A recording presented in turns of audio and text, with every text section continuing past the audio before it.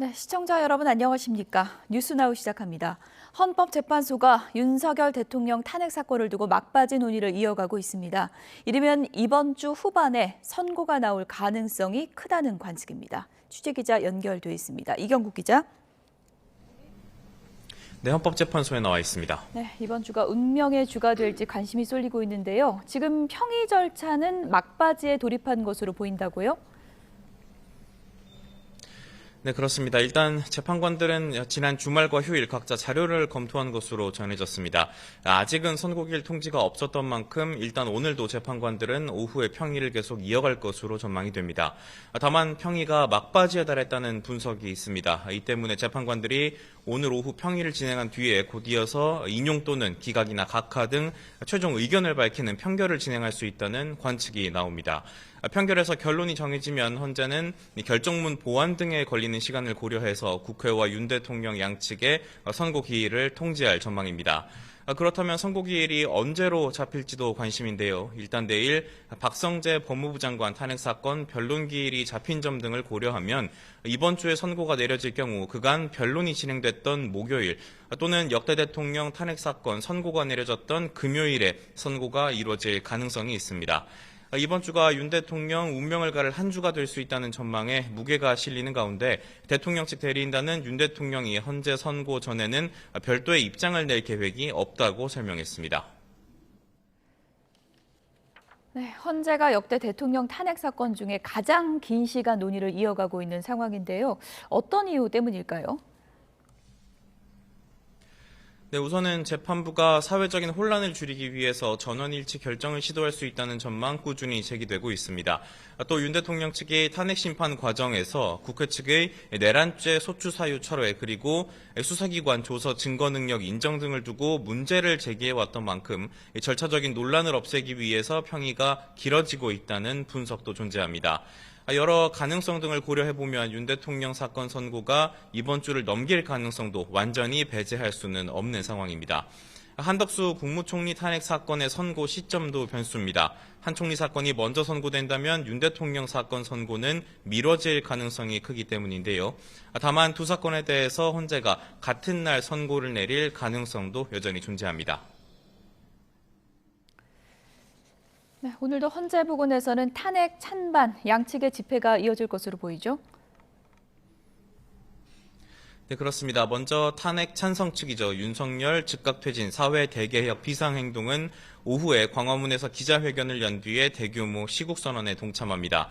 오늘 저녁에는 이 비상행동과 야 5당의 탄핵 촉구 집회 그리고 행진까지 예정이 돼 있습니다.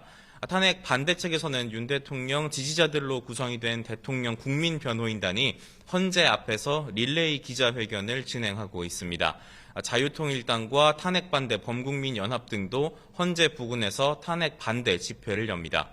오늘도 헌재 부근엔 수많은 경찰 기동대원들이 배치가 됐고요. 통행 통제는 더욱더 강화가 된 모습입니다. 헌재 부근 지하철역 안국역에는 대통령 탄핵 심판 선고 당일 상황이 안정될 때까지 역사를 폐쇄한다는 내용의 공고문도 붙었습니다. 지금까지 헌법재판소에서 전해드렸습니다. 윤석열 대통령이 석방돼서 관저로 복귀한 지 이제 열흘째입니다. 윤 대통령은 아직 별다른 행보에 나서지 않고 있는데요. 현장에 취재기자가 나가 있습니다. 김희영 기자. 네, 서울 한남동 대통령 관저 앞입니다. 네, 관저 앞 분위기 전해주시죠.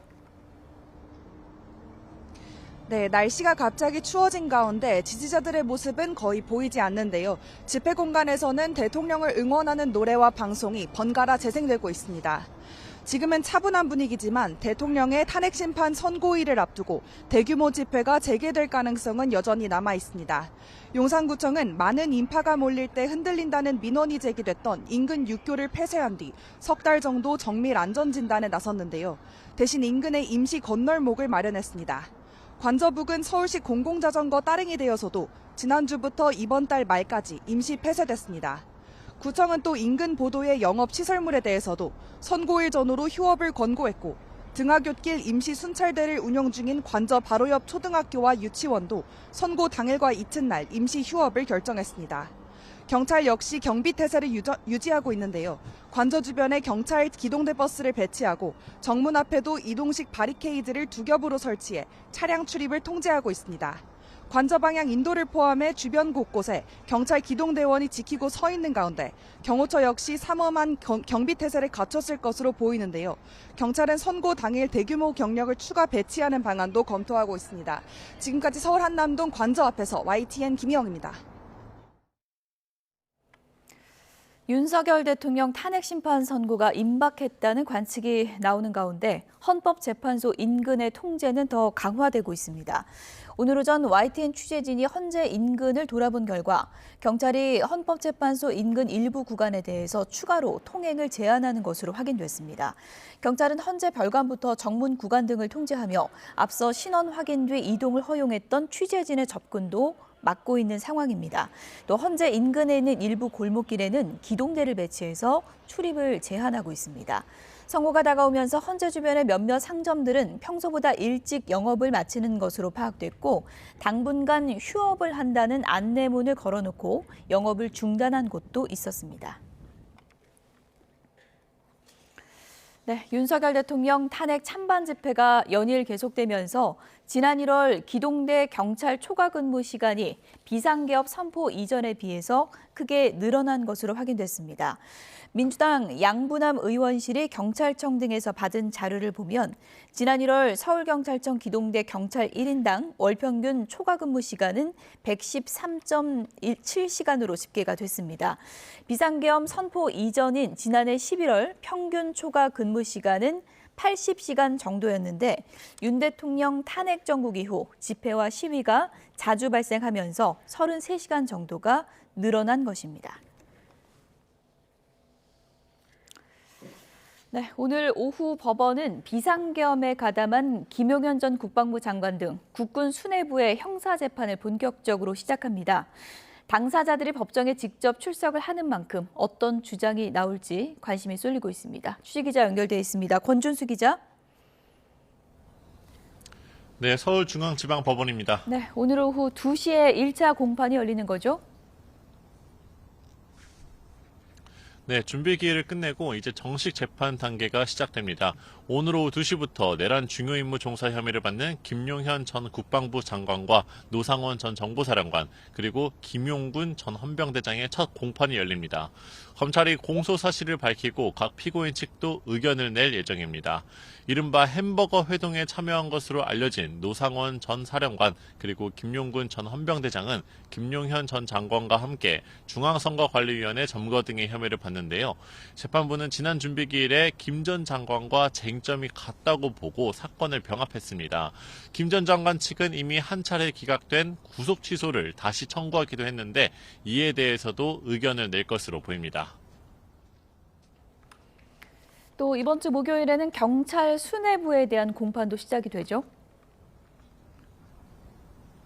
네, 법원은 지난 공판 준비 기일에서 이 사건의 관련성을 고려해 군인과 경찰 두 갈래로 재판을 나눠 진행하기로 했는데요.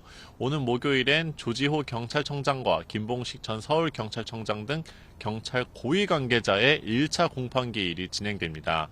조 청장과 김 전 서울청장 등은 계엄 당일 국회 봉쇄와 체포조 운영에 가담한 혐의를 받는데요. 준비기일에선 경찰에게 당연히 요구된 치안 활동에 나섰던 거라고 혐의를 부인해 왔습니다. 내란죄 재판은 서울중앙지법 지귀현 부장판사가 이끄는 형사합의 25부가 모두 맡고 있는데요. 앞서 내란죄 여부를 다툴 때에는 군 관계자와 경찰 수뇌부의 재판을 합쳐야 하지 않겠느냐고 언급했던 만큼 나중엔 병합을 검토할 것으로 보입니다. 일주일 뒤인 오는 24일에 내란 우두머리 혐의를 받는 윤 대통령의 형사재판 2차 공판 준비 기일이 잡혀 있는데요. 윤 대통령 사건의 병합 여부는 2차 준비 기일이 끝난 뒤에야 결정될 전망입니다. 지금까지 서울중앙지방법원에서 YTN 권준수입니다.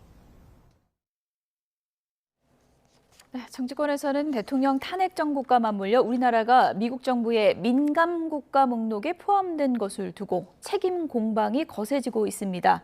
또 윤 대통령 탄핵 선고를 앞두고 서로 어떤 결론이 나오든 헌재 결정에 승복하라고 날을 세우고 있습니다. 취재기자 연결돼 있습니다. 나혜인 기자. 네, 국회입니다. 네, 여야가 민감 국가로 지정된 원인을 두고 지금 엇갈린 해석을 내놓고 있죠.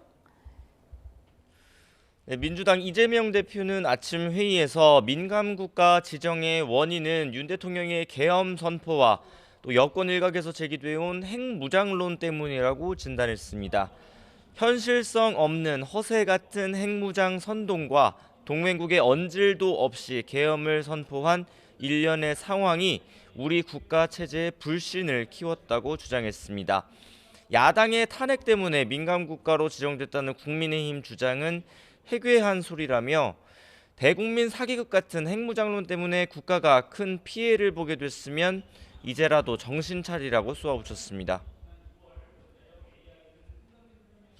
완벽한 외교 실패이자 외교 참사이고 정부 실패입니다. 위기를 해결하는 유일한 방법은 대한민국을 정상 국가로 신속하게 되돌려 놓는 것입니다. 박찬대 원내대표는 사회적 혼란과 외교 경제적 피해를 더는 방치해선 안 된다며 헌법재판소가 오늘 중으로 윤 대통령 탄핵심판 선고기일을 지정해달라고 촉구했습니다. 반면 국민의힘은 이재명 대표와 민주당의 친중 외교 기조와 한덕수 국무총리 탄핵이 민감국가 지정의 가장 큰 원인이라고 지적했습니다. 권영세 비상대책위원장은 이 대표가 대북 송금 사건으로 재판받는 점을 거론하면서 이런 인물이 차기 대권 후보라고 하니 민감국가로 지정되는 거라고 주장했습니다. 이재명 대표가 정권을 잡으면 한미동맹이 금이 가면서 대한민국의 외교적 신뢰는 땅에 떨어지고 대한민국이 민감국가가 아니라 위험국가로 지정될 수도 있습니다. 권성동 원내대표도 거대 야당의 탄핵 폭주로 언제 어디서 누가 직무정지를 당할지 모르는 상황이라며 외교안보 위기 책임은 야당에 있다고 비판했습니다. 민감국가 사태 해법은 헌재가 한덕수 총리 탄핵 사건을 하루빨리 기각시키는 거라고 목소리를 높였습니다. 정치권에서 이른바 승복 공방도 한창인 것 같습니다. 윤 대통령 탄핵 선고 앞두고 서로 결과에 승복하라 이렇게 주장하고 있죠. 네, 국민의힘은 특히 지난주 최재해 감사원장과 이창수 서울중앙지검장 등의 탄핵 사건이 기각된 점을 부각하고 있습니다. 지금까지 탄핵소추 8건이 연달아 기각됐는데 야당이 반성을 안 한다며 윤 대통령 탄핵 사건이 기각돼도 승복하지 않는 게 아니냐고 의심을 하는 겁니다. 권영세 비대위원장은 무리한 탄핵을 주도한 국회의원과 정당의 민형사 책임을 물을 수 있는 제도를 마련해야 한다고 주장했고, 권성동 원내대표는 이재명 대표가 헌재 선고 승복과 함께 본인 재판 결과 역시 겸허하게 수용할 것을 약속하라고 요구했습니다. 민주당은 헌재 선고에 승복하는 건 새삼 따로 얘기할 필요도 없는 당연한 얘기라면서도 국민의힘이 그런 얘기를 할 자격이 있느냐고 반문했습니다. 헌재가 결정한 40여 헌법재판관 임명도 따르지 않고 당내에선 헌재를 때려 부수자는 등 극단적 발언들이 서슴지 않고 나오는데 아무 문제 없다는 듯이 내버려 두고 있다는 겁니다. 김민석 최고위원은 승복을 약속할 진짜 당사자는 윤 대통령이라며 국민 앞에 최소한의 도리를 다하라고 요구했습니다.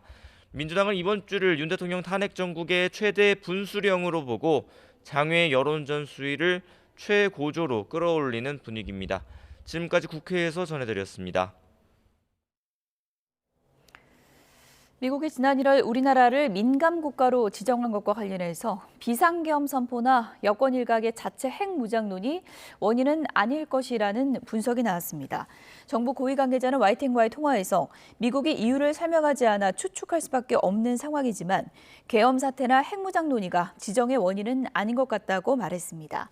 또 바이든 정부에서 실무 차원의 초안을 작성한 직후 트럼프 행정부가 취임하면서 제대로 이관이 안 됐고 부서 간 협의 이전에 우리 언론 보도가 먼저 나왔다며 백악관과 미 국무부도 이후 관련 사실을 안 것 같다고 설명했습니다. 이런 가운데 최상목 대통령 권한대행은 산업통상자원부 장관에 이번 주 중 미국 에너지부 장관을 만나서 적극적으로 협의할 것을 지시했습니다. 최 권한대행은 오늘 정부 서울청사에서 대외 경제 현안 간담회를 개최한 자리에서 이같이 지시했다고 기획재정부가 밝혔습니다. 기재부는 최 대행이 관계기관에 미국에 적극 설명해 한미 간 과학기술과 에너지 협력에 부정적인 영향이 미치지 않도록 할 것을 당부했다고 밝혔습니다. 배우 김수현과 고 김세론 측이 사생활 관련 진실 공방을 벌이는 가운데 김수현이 출연한 예능과 광고에 여파가 이어지고 있습니다. 오늘 오후에 김세론 씨 유족은 허위 사실로 고인을 힘들게 했던 기자 출신 연예 유튜버를 고소합니다. 김승환 기자, 자세한 내용 전해주시죠. 네, 고 김세론 유족은 배우 김수현이 고인과 미성년자 시절부터 사귀었던 게 맞으니 소속사를 향해 인정하고 사과하라는 입장입니다. 또 소속사의 채무 관련 내용 증명을 받고 고인이 회사 관계자에게 일일이 전화했지만 아무도 연락을 받지 않았다고 주장했는데 지난해 열애설을 촉발한 두 사람의 사생활 사진은 이 과정에서 고인이 갑자기 공개할 수밖에 없었다고 설명했습니다. 애초 두 사람의 관계를 부인하던 소속사는 성인 이후의 사기였다며 기존 입장을 번복했지만 미성년자 시절 교제 의혹은 여전히 부인 중입니다. 또 채무 관련 내용 증명도 고인에게 돈을 갚으라고 독촉한 게 아니라 업무상 배임이 우려돼 보낸 절차였을 뿐이라는 입장입니다. 이런 가운데 김수현이 출연한 예능과 광고에도 여파가 이어지고 있습니다. 어제 저녁 MBC 예능에 김수현이 노출된 데 대해 제작진은 매우 급하게 편집해 미흡했다면서 향후 출연분을 최대한 편집한다고 시청자에게 사과했습니다.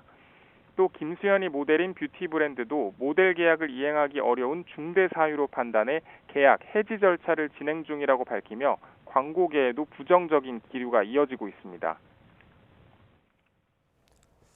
오늘 오후에는 김세론 유가족이 유튜버를 고소한다고 하는데 어떤 내용입니까?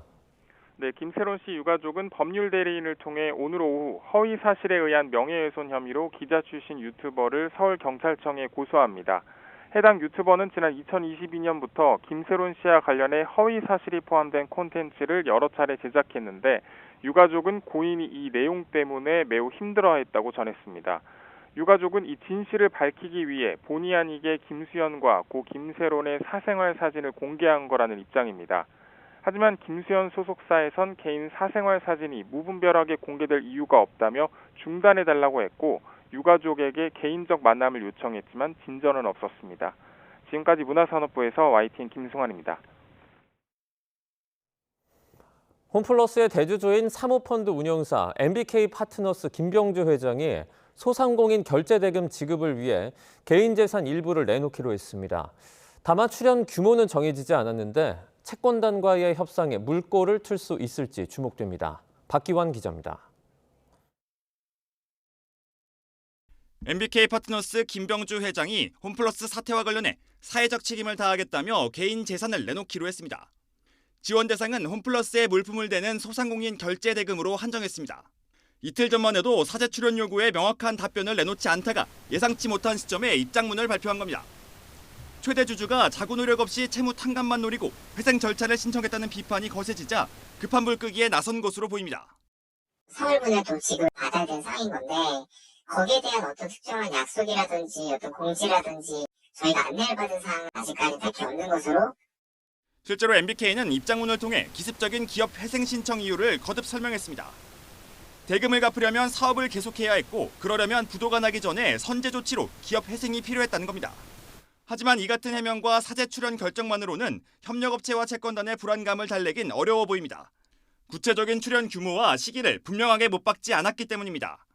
저희도 지금 파악하고 있습니다. 그래야지 저희가 회장님도 이제 재정 지원 부분도 규모나 이런 부분들 알 수가 있잖아요. 시장은 김 회장이 내놓을 재산 규모가 홈플러스 사태 해결을 위한 단초가 될 것으로 보고 있습니다. 홈플러스와 MBK가 오는 6월 회생 계획안을 법원에 내려면 채권단 협조가 필수적이기 때문입니다. 이에 따라 이들이 납득할 만한 수준으로 출연액이 결정된다면 채권단과의 협상에 물꼬가 트일 것이라는 전망이 지배적입니다. YTN 박견입니다. 이처럼 MBK 파트너스 김병주 회장이 홈플러스 사태 해결을 위해 사제 출연 의사를 내놓은 가운데 홈플러스가 일반 투자자들의 피해가 예상되는 금융채권인 유동화증권이 전액 변제되는 것을 목표로 노력하겠다고 밝혔습니다. 홈플러스는 매입 채무 유동화와 관련해서 증권사에 의해 발행된 유동화증권 투자자들은 자사에 대한 직접적인 채권자들은 아니지만 변제에 대한 최종적인 책임은 자사에 있다며 해당 채권들이 전액 변제되는 것을 목표로 회생 절차에 따라 최대한 노력하겠다고 밝혔습니다. 금융당국은 홈플러스와 MBK 파트너스가 신용등급 강등을 인지하고도 이들 금융채권을 발행했는지 초점을 맞추고 조사에 착수했습니다. 토지거래 허가구역 해제 이후에 서울 강남 3구를 중심으로 신고가 거래가 이어지고 있지만 같은 서울 내에서도 외곽 지역은 최근까지 하락세를 이어갔는데요. 오를 곳만 오르는 양극화를 넘어서 초양극화 시대가 도래하는 것 아니냐는 우려가 나오고 있습니다. 최두희 기자가 현장을 다녀왔습니다. 서울 동대문구의 한 아파트, 전용 면적 84제곱미터가 지난달 8억 9천만 원에 거래돼 지난해 9월과 비교하면 2천만 원 정도 내렸습니다. 이 지역 아파트 값은 4주 연속 하락하다 5주 만에 상승세로 전환했는데 거래량이 차츰 늘어나면서 쌓인 매물들이 소화되기 시작했습니다. 2월 말부터 조금 움직임이 시작이 됐고, 그러고 나서 이제 기존에 적체된 물건들이 가격 조정돼가지고 이제 거래가 되는 상황이에요. 토지거래 허가제 해제 이후 강남 3구를 중심으로 아파트 값이 급등세를 보이는 것과는 온도차가 뚜렷한 모습입니다. 실제로 토허제 해제 이후 강남 3구가 줄줄이 7년여 만에 최대 상승폭을 기록하며 아파트 값이 급등한 것과는 달리 일부 강북 지역에선 아파트 값이 떨어지다가 최근 들어 보합 또는 상승 전환했습니다. 서울자치구간 직전 2달치 거래와 비교한 상승 거래 비중을 살펴봐도 온도차는 뚜렷합니다. 서초구는 거래의 71%가 상승 거래였지만 노원구는 상승 거래 비중이 40%에 그쳐 시세보다 낮은 급매물이 주로 팔린 것으로 분석됩니다. 이른바 똘똘한 한 채 선호 현상 등으로 강남 3구 중심의 아파트값 상승세에 따른 서울 집값 양극화 현상은 더 심해질 전망입니다. 규제 지역이 아니었던 지역은 여전히 경제가 어렵기 때문에 부동산 가격이 오르지 못하고 하락하고 있습니다. 이런 현상은 아마도 당분간 지속될 가능성이 높습니다. 부동산 양극화 시대를 넘어 초양극화 시대에 접어들었다는 전망까지 나온 가운데 비인기 지역을 중심으로 도심 인프라를 확충해주는 등 지역 간 편차를 줄이려는 노력이 시급해 보입니다. YTN 최두입니다. 금융당국이 토지거래 허가구역 일부 해제 이후 서울 해당 지역을 중심으로 집값 상승 우려가 커지고 있다며 대출을 세분화해 점검하겠다고 밝혔습니다. 금융위원회는 오늘 국토교통부와 한국은행, 금융감독원 등 관계기관과 은행연합회, 5대 은행과 함께 가계부채 점검회의를 열었습니다. 최근 금융권 가계대출 동향에 대해서는 2월에 4조 3천억 원 증가 전환했다며 대출금리 내림세 속에 신학기 이사 수요 등이 복합적으로 작용한 결과로 분석했습니다. 오는 2029년부터 취업자가 감소하면서 2033년까지 노동인력 82만 1,000명이 부족해질 거라는 전망이 나왔습니다. 한국고용정보원은 2029년에 전년보다 취업자가 14,000명 줄어드는 등 2033년까지 감소 추세가 이어질 것으로 분석했습니다. 따라서 2033년까지 산업연구원이 전망한 평균 경제성장률 1.9%를 달성하기 위해서는 추가로 82만 1,000명이 노동시장에 유입돼야 한다고 추정했습니다. 고용정보원은 필요 인력 수급을 위해 청년과 여성, 고령자 등 잠재 인력의 노동시장 진입을 확대하는 정책이 필요하고 동시에 생산성을 높이는 노력이 병행돼야 한다고 강조했습니다. 엔비디아 개발자 회의 기대감에 삼성전자와 SK하이닉스 등 반도체 주가 강세를 보이고 있습니다. 오늘 오전 장에는 삼성전자 주가는 4%대 상승해 5만 7천 원대에 거래가 되고 있고 SK하이닉스도 1%대가 올라 20만 7천 원대에 거래되고 있습니다. 엔비디아가 현지 시간 17일부터 21일까지 미국 실리콘밸리에서 개최하는 개발자 회의와 호조를 보인 미국 증시, 중국 경기 개선 기대감의 영향으로 보입니다. 최근 영유아들도 각종 사교육을 받고 있고 일부는 거액을 쓰기도 한다는 집계가 나온 가운데 그 효과는 미미하다는 국책연구기관의 연구 결과가 나왔습니다. 오히려 사교육을 많이 받은 아이들의 자존감이 낮아졌던 것으로 나타났습니다. 김주영 기자입니다. 국어, 영어, 수학은 물론 논술, 과학, 예체능까지. 우리나라 6세 미만의 영유아들 가운데 절반 가까운 아이들은 각종 사교육을 경험하고 있습니다. 남들보다 미리 교육을 받아 더 많은 지식을 쌓고 더 나은 성적을 받기를 바라는 부모의 바람이 담겨 있는데 결과는 크게 다르지 않다는 연구 결과가 나왔습니다. 국책연구기관인 육아정책연구소의 연구 결과를 보면 사교육 경험이 초기 학업 수행 능력에 일부 긍정적 영향을 미쳤으나 중장기적으로 그 차이는 미미했습니다. 단기적으로 볼 때도 사교육은 언어 능력, 문제 해결 능력, 집행 기능 발달에 긍정적 영향을 주지 않았습니다. 다만 예체능 관련 사교육은 차이를 보이기도 했습니다. 체육과 무용 같은 신체 사교육을 받은 아이들은 성실성과 타인 이해 능력이 높게 나타났고 예술 사교육에 참여한 아이들은 집중력 부진을 겪을 가능성이 작았습니다. 하지만 학습 사교육을 많이 받은 아동들은 자존감에 부정적 영향이 나타났습니다. 연구진은 영유아에게 사교육 효과는 장기적으로 거의 없고 사교육 횟수나 시간이 늘수록 부정적 영향을 미칠 수 있다고 지적했습니다. 오히려 주도적으로 자유롭게 놀고 부모와 함께하는 경험으로 시간을 채워나가는 것이 원하던 성장과 발달을 달성할 수 있는 길이라고 강조했습니다. YTN 김주영입니다.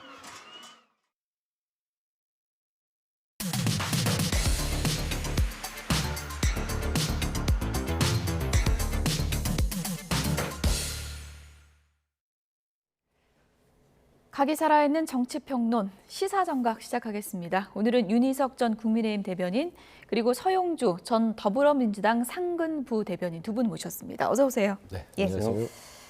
헌재 결정을 앞두고 정치권에서는 승복이라는 키워드가 등장했습니다. 어떤 얘기들이 나오고 있는지 먼저 들어보시죠. 권영세 국민의힘 비대위원장이 윤석열에 대한 헌재의 탄핵 심판 결정에 승복하겠다고 밝혔습니다. 며칠 전까지만 해도 마은혁을 임명하라는 헌재 결정을 따르지 말라고 최상목 부총리를 압박하더니 이제 윤석열과 손절하기로 마음먹은 것 같습니다. 그러나 많은 국민께서는 국민의힘의 헌재 결정 불복을 우려하고 계십니다. 이미 승복 의지를 이미 밝혔기 때문에 민주당이 원하는 대로 뭐 여야 당 대표 간의 기자회견이든 아니면 공동 메시지든 저희들은 모든 어떠한 것이든 간에 승복 메시지를 내겠다는 것을 다시 한번 밝히는 바입니다. 약속하면 뭐합니까? 공동의 승복선을 하면 뭐해요? 안 지킬 텐데. 권성동 원내대표가 어제 이건 우리 당의 공식 그분이 제일 입장이다. 거짓말 많이 하는 분이에요. 예, 제가 잘 알아요. 예. 그분이 거짓말 안 하면 이미 대권 후보가 돼 있을 겁니다. 네, 승복하겠다. 거짓말이다. 승복이라는 단어가 나왔는데도 정치권은 시끄럽습니다. 그러니까 무슨 말을 하든 못 믿겠다는 건데 승복하겠다는 것의 진심을 민주당은 믿을 수가 없다. 이런 의미입니까? 그러니까 그동안 어떤 정치인들의 메시지가 실천 없이 입으로만 되뇌었다는 것들이 이제 지칠 만큼 지쳤다는 얘기일 거예요. 예. 특히나 윤석열 대통령 입만 열면 정말 납득할 수 없는 말들을 많이 했습니다. 우리는 보통 그걸 거짓말로 표현을 하는데요.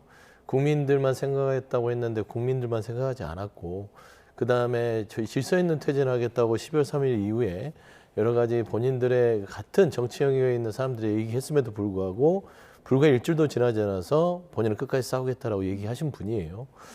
근데 권선동 원내대표도 지금 승복 얘기를 하면서 우리 메시지를 냈기 때문에 진정성이 있다고 하는데 승복이라는 것은 정치권이 할 게 아니에요. 예. 윤석열 대통령은 본인이 하셔야죠. 당사자인 본인도 승복에 대해서 입장을 밝히지 않는데 왜 여당이 승복 갖고 야당이 승복 갖고 싸우고 있죠? 그래서 저는 예를 들어 권선동 원내대표가 그 의지는 알겠어요. 이제는 조금 선을 그어야겠구나. 예. 좀 빠져나와야 될 때가 됐기 때문에 승복 메시지를 낸 거는 같으나 승복에 대한 진정성을 느끼려면 지금 말하자면 이 강경 이 지지층에 편승해서 강경 발언을 이어가는 나경원 의원이나 또 여러 가지 윤상현 의원이나 그 의원들 있잖아요. 중진 의원들, 장동혁 의원도 있고요. 그분들을 걷어들여야죠. 금지시켜야죠. 우리는 승복할 자세가 있다고 하면 그분들의 발언과 어떤 행동부터 당에서 금지시켜놓고 승복 메시지를 얘기를 해야 믿지. 그들은 개인적인 정치활동이니까 다 풀어주고 입에서는 정말 듣기 민망한 국회의원으로서 그런 얘기들을 하는데 승복 메시지를 누가 받아들일 수 있겠느냐라는 말씀을 드리고요. 승복 당연히 민주당 입장에서는 이거를 코로나 가치가 있습니까? 사법부에서 판단한 걸 승복 안 할 재주가 대한민국에 누가 있어요? 너무나 당연한 얘기를 하기 때문에 이 부분에 있어서는 권선동 원내대표가 그동안의 입장을 바꿔서 승복을 얘기한 것은 환영할 일이나 실천이 없는 승복의 메시지는 이건 진정성이 없다고 판단합니다. 당연한 얘기긴 하지만 어쨌든 그 행간을 읽어보면 광 장관은 좀 선을 긋는 분위기다 이렇게 보셨는데 동의하세요? 광 장관은 당연히 선을 그어야 됩니다. 민주당은 지금 전 당이 당 전체 차원에서 장외로 나가 있는 거 아니겠어요? 그것과 국민의힘이 다르다는 것이 지도부는 나가지 않고 있다. 그리고 선을 긋고 있다는 겁니다.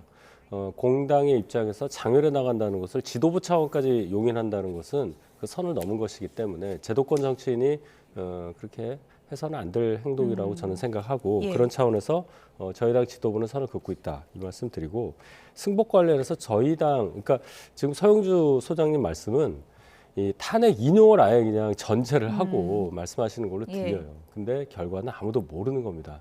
결과 모르는 상태에서 어떤 결정이 나더라도 양당의 입장차가 있긴 하지만 다 받아들이겠다. 이런 선언이 필요한 가운데 민주당에서는 인용될 거 뻔한데 지금 국민의힘에서 말하는 거 못 믿겠다. 이 얘기부터 하고 있는 거 아니겠어요? 승복 안 할 방법도 없고요. 그럴 의사도 없습니다. 민주당에서도 기각될 가능성을 두고 승복하겠다는 메시지를 주셔야 국민들께서 불안해하시지 않는 것이지 이 상태가 조금이라도 오래갈 경우에 국론 분열, 나중에 어떤 결론이 나오더라도 치유하기 대단히 어렵다. 그런 차원에서 민주당에 더 앞선 그런 메시지를 좀 요구합니다. 말씀하신 것처럼 결과는 지금 아무도 모르기 때문에 지금 많은 분들이 이제 정치인들의 표정, 말 이런 거에 집중하고 있지 않습니까? 그렇습니다. 그러니까 일각에서는 또 이런 추측도 있습니다. 저렇게 승복한다고 자신 있게 얘기하는 거 보니까 결과에 대한 자신감이 있는 건가? 뭐 이런 추측도 있거든요. 그 추측은 뭐 할 수 있는 분들도 있겠으나 지금 현재 권선동 원내대표나 국민의힘 입장에서는 반대로 생각해 보죠. 인용이 나올 것 같으니까 한 발을 빼야겠다라고 생각할 수도 있지 않습니까? 이제라도 좀 선을 그어놔야 변침할 수 있는 공간이 열릴 것인데 계속해서 끝까지 이 재판의 판결문만 바라보고 보면 탄핵에 대해서 반대하고 있잖아요. 누가 보더라도 지도부가 선을 그어도 국민들은 국민의힘이 지금 윤석열 대통령의 이 비상기함의 조치가 내란의 우두머리 혐의를 받고 있음에도 불구하고 이거를 다 편들고 있구나라고 생각하지 국민의힘이 정상적으로 예를 들면 제가 정상에 대해서 제 개인적인 판단입니다만 한동훈 전 대표처럼 탄핵에 찬성하고 이거는 위헌이고 국민을 지켜야 된다라고 얘기하는 사람은 거의 국민의힘에서 김상우 의원 정도? 한 분이 지금 거의 왕따돼서 정치하고 있잖아요. 그런 상황이기 때문에 이 승복의 메시지는 어떤 현재에서의 어떤 이 결과를 예측하고 어떤 감지를 해서 하는 게 아니라 지금 이제 본인들이 살아나야 될 구멍을 만들기 위한, 숨구멍을 만들기 위한 저는 어떤 그 밑자락이라는 거라고 생각을 하는데 참 안타까운 것들이요. 저는 기각에 대해서 한번 우리가 상상을 해보시죠. 민주당이 기각을 불복할 이유도 없습니다. 그리고 불복할 새도 없습니다. 국민들이 일어나서 정말 듣불처럼 일어나서 하야를 주장하게 될 것이고 그러면은 그 하야를 주장하는 입장에 대해서는 풀려난 윤석열 대통령은 반대를 하고 국정을 흔드는 사람은 반국가 세력이고 간첩 세력으로 나경원 의원도 그런 얘기를 좀 비슷하게 한 것 같아요. 그렇게 해서 그 국민들을 간첩 세력으로 해서 다 잡아들일 거예요. 그러면 80년의 5.18이 또 이 서울의 광화문에서 일어나지 않을 거라고 어떻게 자신할 수 있겠습니까? 저는 그런 의미에서는 지금 승복 불복보다는 국민의힘 권선동 원내대표나 나머지 의원들은 제발 조금 정상적인 판단을 통해서 탄핵에 대해서 반대 입장만 하지 말고요. 좀 합리적인 좀 의견들을 제시하면서 보수의 재간을 좀 얘기했으면 좋겠다라는 게 제 개인적인 생각입니다. 헌재 결정이 어떻게 나오든지 그 결과가 어떻든지 양쪽 다 후폭풍은 상당할 것이다. 뭐 이런 전망들이 지금 나오고 있는 상황이고 말씀하신 것처럼 윤석열 대통령이 헌재 결정이 나오기 전에 공식적으로 일종의 뭐 승복 메시지 같은 것을 낼 것인가 이것도 관심이거든요. 일단 간접적으로는 석동현 변호사를 통해서 메시지를 내신 걸로 네. 이해를 합니다. 교감을 통해서 전했다고 보십니까? 예, 저는 그렇게 보는데 윤석열 대통령도 마찬가지입니다. 지금 구속 취소돼서 석방돼 있는 상태이긴 하지만 헌재 결정을 앞두고 선고일을 앞두고 대중 앞에 나가거나 또는 대중이 접할 수 있는 메시지를 직접적으로 발산하는 것에 대해서는 아마 조금 부적절하다고 생각하실 거예요. 행보를 계속 자제할 가능성이 높다고 그렇죠. 보시는 거군요. 선고일까지는. 예, 그렇기 예. 때문에 선고가 나면 이제 그 결과에 따라서 어떤 반응을 보이실지가 나오는 거지 사전에 괜히 또 직접적으로 뭔가 육성을 통해서 예. 승복하겠다 이러실 필요가 없는 겁니다. 그건 당연한 일이기 때문에 예. 그렇습니다. 예. 어떻게 보세요? 직접 목소리를 내는 게 중요하다고 보십니까? 저는 앞서도 얘기했지만 예. 당사자인 대통령이 이 입장을 밝혀야만 그게 명확한 거 아니겠습니까? 제가 말씀드린 왜 남들이 승복을 못 해갖고 갑론을박을 합니까? 그리고 대한민국의 헌재에 대한 판단을 부정할 수 있는 사람은 지금 제가 봐온 바로는 윤석열 대통령밖에 없는 것 같아요. 지금 그 변론 과정에서도 어떤 분들은 헌재가 어떻게 통치에 대해서 판단을 할 수 있냐라는 주장들이 나오기도 했고요. 그다음에 헌재에 대한 여러 가지 재판관들의 판결 자체가 예. 정치적으로 오염됐다고 주장하는 사람들도 있고요. 결국에는 헌재의 결정을 부인할 수 있는 측은 윤석열 대통령 측이잖아요. 그러면 그런 우려가 있는 쪽에서 승복에 대한 얘기를 해야지 민주당이나 국민의힘에서 최소한 국민의힘도 탄핵에 대한 반대 입장과 내란을 편드는 모습은 보였지만 헌재의 판단에 대해서 불복하겠다는 입장은 없었잖아요. 근데 왜 뜬금없이 승복 논란을 가지고 인정해라라고 싸우는 것들은 저는 어떤 큰 의미가 없고요. 저는 여야 공이 그냥 차라리 대통령한테 예. 이번 헌재 결정에 대해서 승복의 메시지를 내주십시오. 그게 우리 극으로 치우치고 있는 현 국정혼란을 잡을 수 있는 최소한의 뭐 어떤 품격이고 기준이다. 나는 좀 주장을 했으면 좋겠어요. 그런데 이제 야권에서 윤석열 대통령을 향해서 지금 이 상황에서 정치적 행보를 하면 안 된다라고 이제 계속해서 지적을 해왔는데 그런 메시지 자체도 또 정치적 행보로 볼 수 있지 않을까 어떻게 보세요? 그거? 근데 정치적 행보, 예. 이 승복 메시지 정도를 정치적 행보로 봐서 좀 이게 과하다고 평가하는 것은 그 전에 뭐 대통령께서 냈던 메시지는 그는 어마어마한 정치적 메시지죠. 끝까지 싸우자, 뭐 예. 나를 지켜줘서 고맙고, 뭐 청년의 미래를 지키기 위해서 갈 것이고, 반국가 세력을 끝까지 뭐 없애겠다. 이런 거는 지금 승복 메시지하고는 비교도 할 수 없는 거 아니겠습니까? 그래서 최소한의 어떤 인격과 대통령으로서의 어떤 품위가 있다면 이 헌재에 대한 결정에 승복 메시지를 내줌으로써 지금 거리에서 극한으로 치닫고 있는 국민들의 여론을 잠재울 수 있는 어떤 그런 기본적인 태도 아닐까 저는 예. 그렇게 생각합니다. 윤석열 대통령의 직접 메시지가 나올지 상당히 좀 관심이 쏠리고 있는 상황인데 이 승복이라는 키워드는 민주당에서도 나왔습니다. 민주당 이재명 대표 목소리 들어보시기 바랍니다. 승복은 당연히 해야죠. 승복은 당연히 해야 되는 거고요. 예. 민주공화국의 헌법 질서에 따른 결정들을 그걸 승복 안 하면 어떡할 겁니까? 그건 말이 안 되는 소리고요. 예. 당연히 승복해야 되고 승복해 왔고요. 박근혜 대통령 그 탄핵이 있었잖아요. 과거에 기각이 있을 수도 있다라는 언론에 이렇게 보도가 나오니까 이재명 대표가 그는 승복할 수 없다라는 그런 메시지를 한번 낸 적이 있어요.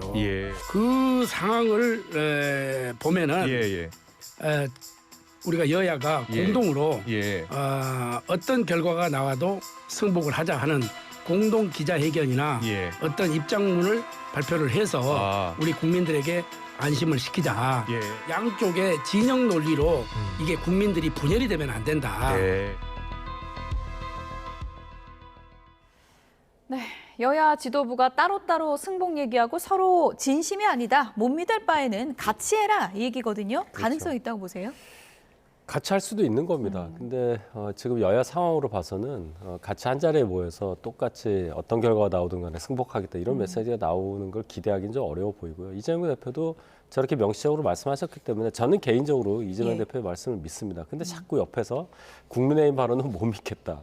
이렇게 하시니까 저희 당에서도 이재명 대표의 승복 메시지에 대해서 믿을 수 없다는 또 똑같은 반응이 나오는 거 아니겠습니까? 큰 의미는 없고 어쨌든 제가 볼 때 양쪽에서 다 어떤 결과가 나오든 승복하겠다는 메시지를 낸 것으로 저는 이해를 합니다. 물론 그 과정에서 또 다른 목소리 내는 분이 있을 텐데 그때 지도부가 됐던 또 영향력 있는 다른 분들이 됐던 그것을 조기에 무마시키고 국민이 하나 된 뜻으로 결과를 받아들이는 그런 상황을 만들기를 바랍니다. 안철수 의원도 그렇고 김두관 전 민주당 의원도 그렇고 네. 국론 분열이 그렇게 우려되면 여야 지도부가 한 자리에 모여서 얘기하면 되지 않냐 이렇게 제안을 했거든요. 그거는 이제 현실을 부정하고 머릿속으로 그리는 분들은 그런 얘기를 할 수 있죠. 이상적인 얘기입니다. 이상적이죠. 아까 이석 대변인 얘기했지만 저도 마찬가지입니다. 지금 여야 지도부가 한 걸음도 앞으로 나가지 못하는데 모여서 뭐 승복 공동기자회견 하라고요. 그리고 앞서도 얘기했지만 대통령한테 촉구 기자회견 하더라도 여야가 왜 3자로서 승복 기자회견 하냐. 그거는 납득이 안 되는 거예요. 그리고 제가 철저히 개인적인 생각이긴 하나 지금 현재 거리에 나와 있는 국민의힘의 어떤 중진 이 국회의원들 들어가셔야 돼요. 이분들이 나와서 자꾸 뭐 김나윤이라고 하죠. 뭐 김기현, 나경원 의원, 윤상현 의원. 아 그렇게 부릅니까? 그렇죠. 뭐 언론에는 그래 나왔더라고요. 뭐 새로운 실질적 지도부라고 뭐 지칭할 만큼 이들의 어떤 현재 거리 투쟁에 대한 어떤 견인력이 상당한데 이분들 때문에 지금 민주당이 참전을 할 수밖에 없었던 겁니다.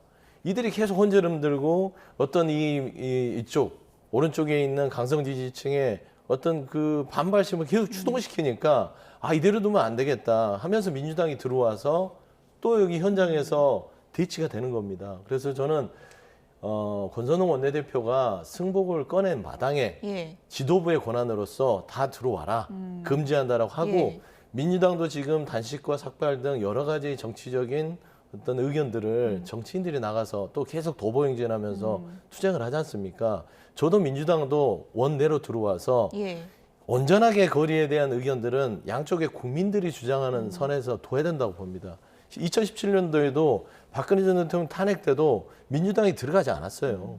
최대한 이거를 정치권이 관여하지 않고 온전히 국민들이 판단하게끔 뒀기 때문에 저는 개인적으로는 둘 다 철수했으면 좋겠다. 그리고 원내에서 국론에 분열되지 않고 이들이 물리력으로 양쪽에서 충돌하지 않게끔 좀 안정적인 메시지를 내주는 것들이 승복 메시지보다는 훨씬 중요하지 않을까. 정치인 철수부터 해야 된다. 저는 승복 메시지를 국민의힘이 꺼냈기 때문에 그런 걸 제안해서 이 현장의 이 광장의 목소리에서 정치적인 부분들을 좀 뺐으면 좋겠어요. 그럼 국민의힘 먼저 철수하라는 건가요? 먼저 들어갔으니까 먼저 철수를 해야 먼저 들어갔으니까 먼저 철수해라. 그렇습니다. 김나윤부터 철수해라고 어떻게 보세요? 글쎄요. 그분들은 이제 개인적인 의지를 갖고 하시는 거고 그거보다 이제 더한 극단적인 행동을 민주당 분들이 하고 계시잖아요. 기본적으로 삭발도 하셨고 또 지금 단식 중에 계신 분들도 있지 않습니까? 그런 행동부터 중지를 해야 광장의 열기가 더 확산되지 않는다고 저는 생각을 하는데 저희 보고 뭔가를 1인 시위하는 거, 릴레이 시위하는 거를 그만해라. 그걸 해야 그럼 뭐 단식이든 삭발이든 중지하겠다는 말씀은 그 중요하지 않아요. 광장의 열기 저희만 그러는 것도 아니고 이게 바람직하다고도 저는 얘기하지 않습니다. 민주당에서도 민주당 의원 전체가 지금 여기에 장외 집회에 나오고 도보행진도 하고 있기 때문에 숫자가 얼마입니까? 170이에요. 170.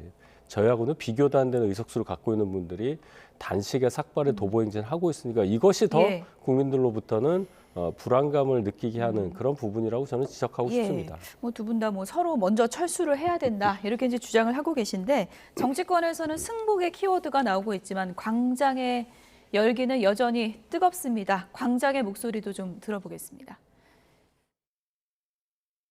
그런데도 헌재는 내란머리만 믿고 날뛰다가 황소 발에 밟혀 죽는 깨구락질 신사가 되었습니다. 우리도 목숨 걸고 싸웠던 독립군 선배들처럼 목숨 걸고 싸워야 하지 않겠습니까, 여러분? 우리가 헌재를 지켜줄 것입니다. 그러나 안심하고 윤석열 탄핵 결정을 빨리 해서 어려운 대한민국을 빨리 구해주시기 바랍니다. 마은혁 재판관처럼 헌재가 위헌이라고 판결을 해도 임명을 하지 않으니까 임명 간주 규정을 넣은 것 아닙니까? 최상목 바이든 하십시다. 윤석열이 파면되고 나면 반드시 최상목의 죄를 물읍시다.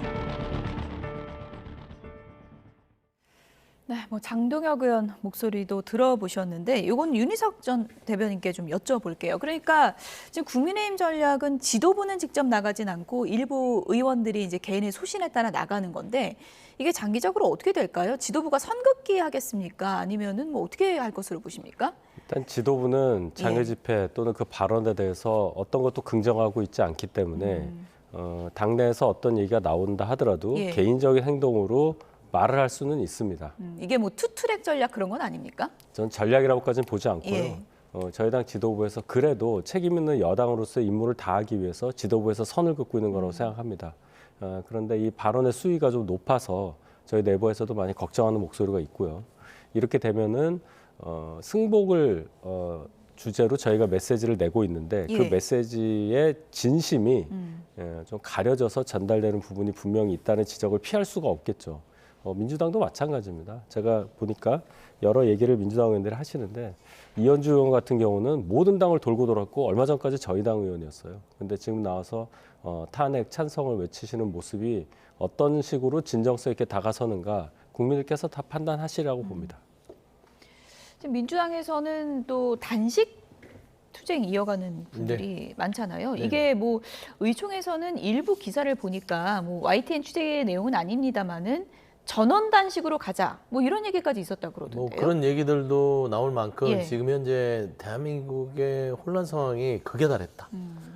극에 달했기 때문에 정치인들이 뭐라도 국민들을 위해서 이 불안감을 해소해야겠다는 어떤 그런 답답한 마음을 쌓은 얘기 같아요. 뭐 전원 단식 얘기는 나왔으나 그게 추진될 가능성은 매우 희박하고요. 아마 단식 부분들은 그 김경수 전 지사가 시작하면서 아마 이게 촉발제로 좀 몇몇 분들이 같이 참여를 하고 있습니다. 일주일째 된 거죠 지금? 김경수 전 지사는 지금 9일째 됐으니까 이틀 먼저 시작을 했죠. 7일째. 민영배 의원, 박수현 의원 이렇게 참여해서 몇 분이 하고 있는데 이 단식이라는 것들은 따지고 보면 목숨을 걸고 하는 거예요. 뭐 다른 게 없습니다. 탄핵에 대한 빠른 기리 지정과 그다음에 어떤 탄핵에 대한 인용을 해달라. 그래야만 대한민국의 민주주의와 민생이 복원된다. 아주 단순한 논리입니다. 그런다고 해서 헌재를 인용을 안 하면 헌재를 때려 부수겠다. 뭐 헌재는 믿을 수 없는 것이다. 이런 주장을 하시는 민주당 의원들은 아무도 없어요.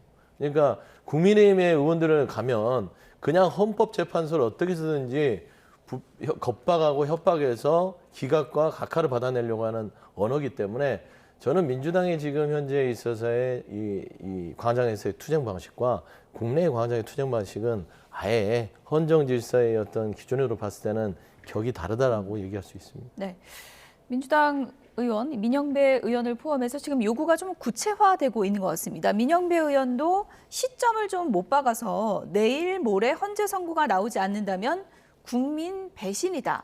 박찬대 원내대표도 이번 주 내로 끝내라. 이렇게 지금 주장을 하고 있거든요. 시점에 대한 압박이 좀 거세지고 있는 것 같습니다. 그 얘기는 이제 민주당에서 부인을 하고 있지만 다음 주 수요일 26일 날 있을 이재명 대표의 2심 그 선거법 위반 관련한 선고보다 윤석열 대통령에 대한 탄핵 심판 선고가 앞에 나와야 한다. 그 전에 나와야 된다. 그렇죠. 조금이라도 더 기간을 띄워서 최대한 빨리 나와야 한다는 걸 주장하는 거라고 생각합니다. 그래야 대선도 당겨지고 그래야 이재명 대표가 2심에서 징역형에 해당하는 굉장히 중형을 받는다 하더라도 대법원 선고까지 머니까 대선까지는 안전하다고 생각할 가능성이 높죠. 그런 정치적 계산을 깔고 하는데 논리적으로 안 맞지 않습니까? 이번 주 아니고 다음 주 뭐 예를 들어 초에 나오는 거에 국민에 대한 배신입니까? 그런 날짜는 도대체 누가 정한 겁니까? 이거 다른 사람도 아니고 민영배 의원이 이렇게 얘기하면 본인이 지금 단식을 하고 있는데 내가 굉장히 힘들다. 내가 이렇게 오래 할 줄은 몰랐다. 이 얘기밖에 안 들려요. 그러니까 이런 얘기는 좀 좀 전략적으로 잘 생각하시고 하셔야 한다고 봅니다. 근데 민영배 의원을 봤을 때는 그런 얘기를 하실 수 있으나 중요한 건 김경수 전 지사가 먼저 시작을 했어요. 근데 김경수 전 지사도 빨리 선거를 내달라고 하고 있잖아요. 그러면은 당내에서는 이재명 대표와 경쟁을 해야 될 잠정적인 비명계 주자로서 빨리 나오는 게 좋겠어요? 늦게 나오는 게 좋겠어요? 빨리 나오는 게 좋겠죠. 아니 그게 아니라 김경수 전 지사 입장에서 늦게 나오는 게 더 김경수 전 지사 입장에서 그렇죠. 그렇게 따지면 그 논리라면. 지금 셈법이 굉장히 복잡하군요. 이재명 대표는 지금 마음이 급한 거고. 그렇죠. 그런데 김경수 전 지사도 똑같이 민영배 의원과 박수현 의원과 똑같이 빨리 내달라. 라는 것입니다. 그럼 그거는 선거 때까지 단식은 이어가겠다 이런 입장이 확고한 그렇죠. 건가요? 선거 일자를 헌재가 알려주는 순간까지는 이어가겠다. 그래야만 국정의 어떤 혼란을 좀 빨리 조기에 마무리 지을 수 있기 때문이다라고 측면에서 봤을 때는 물론 여러 가지 시각에 대한 분석이 있을 수는 있으나 저는 김경수 전 지사의 어떤 주장과 민영배 의원의 주장이 동일선상에 봤을 때는 이재명 대표의 선거 부분들이 어떤 의도가 있었다고 보고 이렇게 지금 단식을 하고 있다고 보기 쉽지 않을 것 같다. 김경수 전 지사 뭐 피눈물 흘리는 심경이다 이렇게까지 이제 심경을 밝힌 그런 상황인데 이재명 대표 항소심 날짜 관련해서 아주 묘한 여야 간의 셈법이 좀 엇갈리고 있는 것 같습니다. 전에 나오든 후에 나오든 어떤 게 달라지는 겁니까? 일단 전에 나오면 이재명 대표 입장에서는 좀 뭐라고 할까 아까 말씀드렸듯이 있을 수 있는 조기 대선에서 시간적으로 유리하다.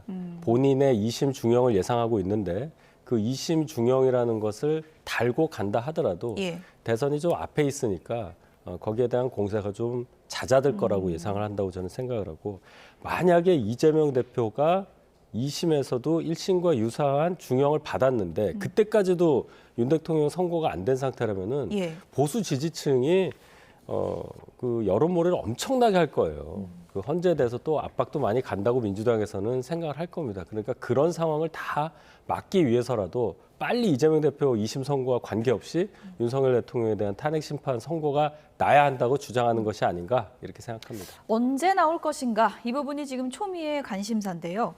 이렇다 보니까 뭐 동시에 나오는 건 가능한 시나리오인가? 뭐 이런 추측도 있더라고요. 뭐 여러 가지 이제 시나리오들을 합니다. 근데 헌재의 시간은 헌재만 알고 있는 것이죠. 거기에 어떤 논의하는 것도 연구관도 못 들어가고 재판관들만 도감청 장치 속에서 철저하게 그 길을 준비한다고 하는데 헌재의 시기가 항소심 날짜도 좀 고려할 거라고 보십니까? 아예 없을 거라고 생각하지는 않아요. 지금 현재 선고일에 대해서 장고에 들어간 것들은 그런 부분도 고려를 하지 않고서는 이렇게 길어질 이유는 없다. 다만 그게 중요한 어떤 고려 대상 아닐 것이다.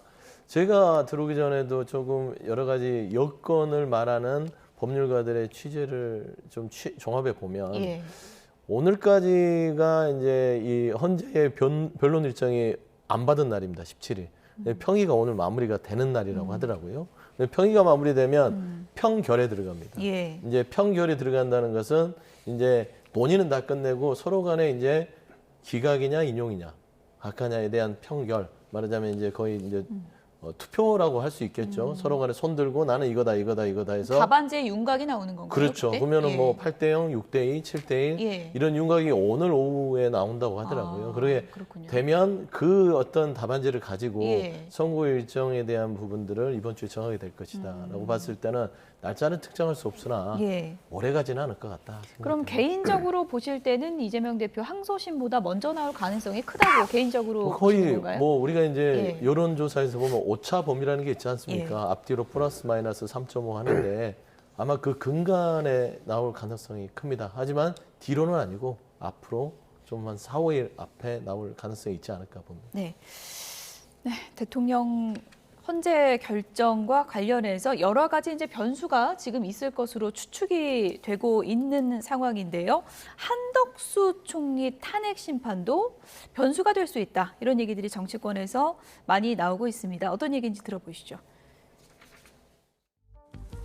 제가 여러 경로를 통해 입수한 정보로는 한덕수 총리의 탄핵 사건은 이미 평의가 끝났다고 합니다. 평의 내용까지도 말들이 새어나오고 있습니다. 제가 들은 이야기를 구체적으로 할 수 있지만 집권당의 원내대표로서 참겠습니다.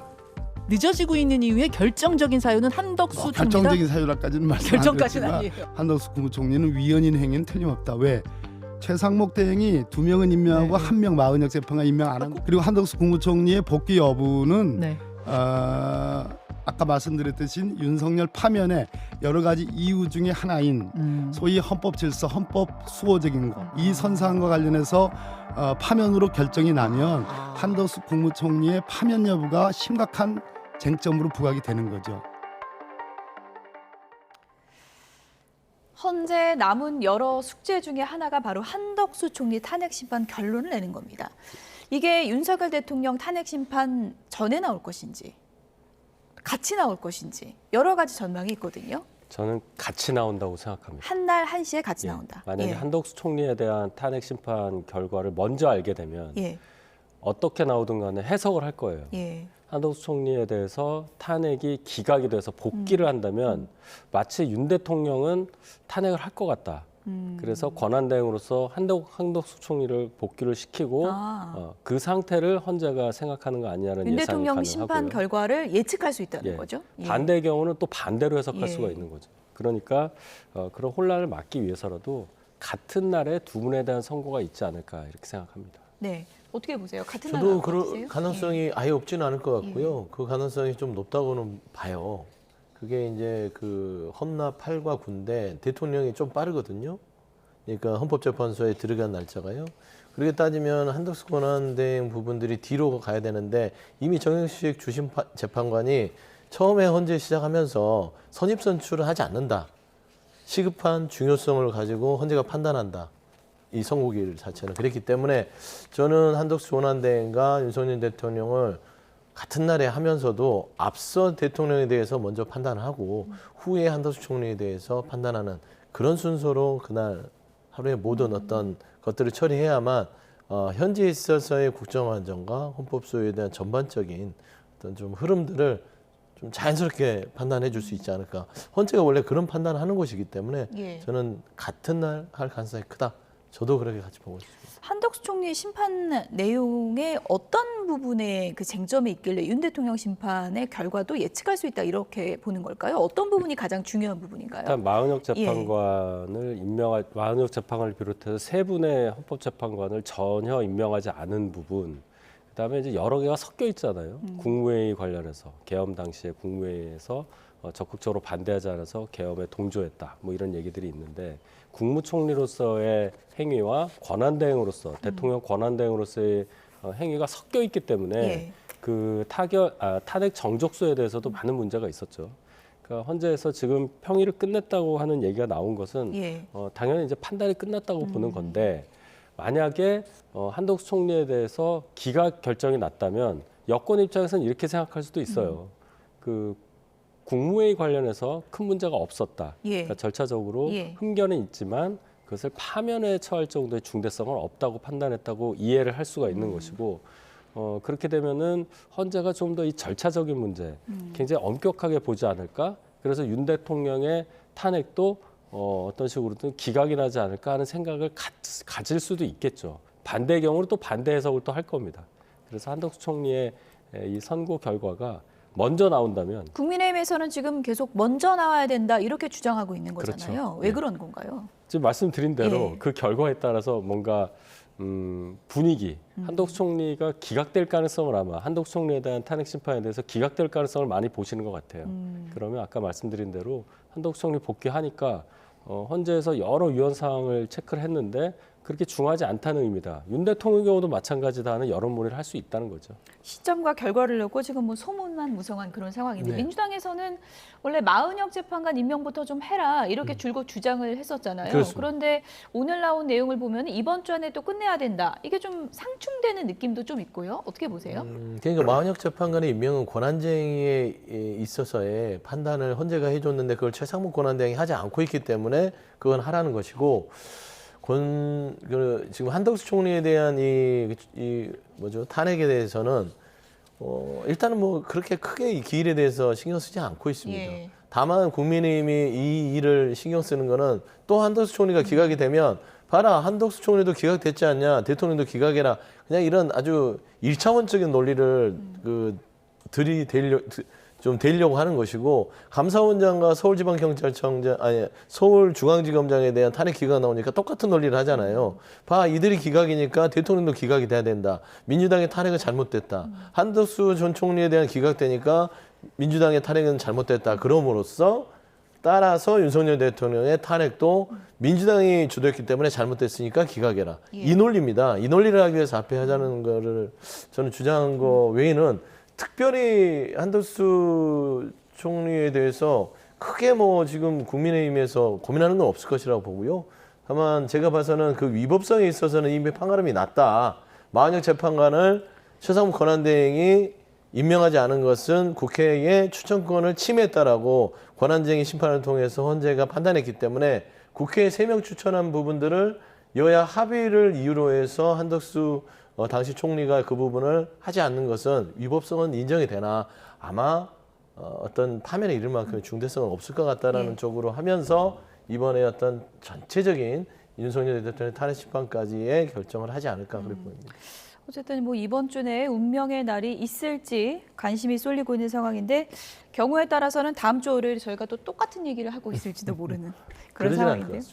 그러지 않을 것이다. 예, 예측이 맞을지 지켜보겠습니다. 지금까지 윤희석 전 국민의힘 대변인, 서용주 전 더불어민주당 상근 부대변인 두 분이었습니다. 고맙습니다.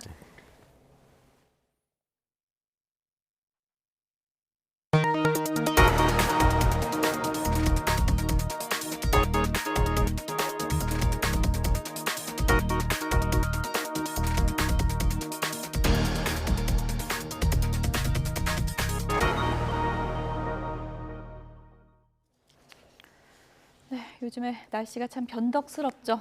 영동 지역의 눈은 점차 그쳐가고 있습니다. 하지만 밤부터 다시 눈이 내릴 것으로 보이는데요. 이번엔 전국으로 확대될 것으로 보입니다. 취재기자 연결해서 기상 전망 알아보겠습니다. 김민경 기자, 밤부터 전국에 눈이 온다고요? 네, 강원 산간에는 어제부터 오늘 아침까지 40cm가 넘는 눈이 쌓였습니다. 지금은 대설주의보가 모두 해제된 가운데 점차 눈이 그쳐가고 있습니다. 하지만 눈은 오늘 늦은 밤에 수도권과 충남 지역부터 다시 내리기 시작해 밤 사이에 전국으로 확대할 걸로 보입니다. 북극에서 내려온 강한 한기가 상대적으로 따뜻한 서해를 지나면서 강한 저기압이 만들어지기 때문인데요. 찬 공기와 따뜻한 공기가 강하게 부딪히면서 대기 불안정이 심해져 전국적으로 많은 양의 눈과 비가 쏟아질 가능성이 큽니다. 이에 따라 조금 전 정오를 기준으로 서울을 포함한 경기 북서부에는 대설 예비특보가 발령됐습니다. 내일까지 수도권을 비롯한 서쪽 내륙에는 최대 10cm의 눈이 내리겠고 강원 산간 등 동쪽 지역에도 많게는 30cm 이상의 눈이 예상됩니다. 특히 강원 산간 지역은 이미 많은 눈이 쌓인 상태에서 내일 시간당 3에서 5cm의 강한 눈이 또다시 집중될 걸로 보여 피해가 우려됩니다. 이 대기 불안정이 심해지면서 눈이 내리는 동안 내륙 지역에서는 강한 바람과 벼락, 우박이 동반될 가능성이 큽니다. 또 해상에서는 용오름이 발생할 우려도 있어 각별한 주의가 필요합니다. 이번 눈은 내일 오전에 서쪽 지역부터 점차 그치기 시작해 밤에는 전국 대부분 지역에서 소강 상태를 보일 전망입니다. 네, 기온도 좀 알아보죠. 또다시 매서운 꽃샘추위가 찾아왔는데 당분간은 추위가 계속된다고요? 네, 맞습니다. 오늘 아침 서울 기온은 영하 1.3도, 체감온도는 영하 5도를 기록하는 등 전국적으로 기온이 평년보다 2에서 6도가량 낮았습니다. 상층 기온이 영하 40도에 달하는 북극 한기가 우리나라로 내려오기 때문인데요. 이번 주 중반까지는 전국 대부분 지역에서 아침 기온이 영하로 떨어지는 강추위가 이어질 전망입니다. 특히 강한 바람에 체감온도는 실제 기온보다 더욱 낮아져 일부 지역에서는 영하 10도 안팎까지 떨어질 걸로 보입니다. 이번 꽃샘추위는 수요일까지 이어질 전망입니다. 이후에는 바람이 북서풍에서 남서풍으로 바뀌면서 따뜻한 공기가 유입되겠는데요. 목요일부터는 서울 낮 기온이 15도까지 오르며 계절이 다시 제자리를 되찾을 걸로 보입니다. 지금까지 과학기상부에서 YTN 김민경입니다. 네, 오디오 상황이 잠시 좋지 못했습니다. 양해 부탁드리겠습니다. 요즘에 날씨 예측하기가 참 힘든데요. 3월 중순에 강원 영동 지역을 중심으로 때 아닌 폭설이 내렸죠. 최고 40cm가 넘게 눈이 쌓이면서 차량이 고립되고 전기가 끊기는 피해가 잇따랐습니다. 송세혁 기자입니다. 산과 들이 온통 하얀 눈으로 뒤덮였습니다. 산간 마을에서는 농사용 트랙터가 분주히 오가며 눈에 막힌 길을 뚫습니다. 주민들도 삽을 들고 눈을 치우느라 진땀을 흘립니다. 습설이라고 눈도 잘 안 치워지고 무겁고 지금 너무 힘들어요. 강릉의 한 산간마을입니다. 이렇게 발이 푹푹 빠질 만큼 밭에 눈이 두껍게 쌓여 있습니다. 도심에서도 이른 아침부터 제설 작업이 한창입니다. 주차장 한쪽에는 굴착기로 치운 눈이 언덕처럼 쌓였고 인도에는 아직도 치우지 못한 눈이 남아 있습니다. 미끄러운 눈길을 대비해 등산용 스틱을 챙겨 출근하는 시민도 눈에 띕니다.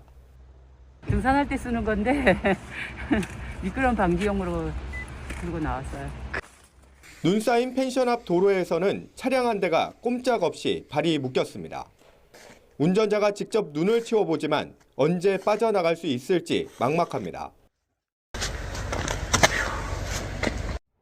강원 고성에서는 폭설로 인해 전선이 끊어지면서 380여 가구가 2시간 넘게 정전 피해를 겪었습니다.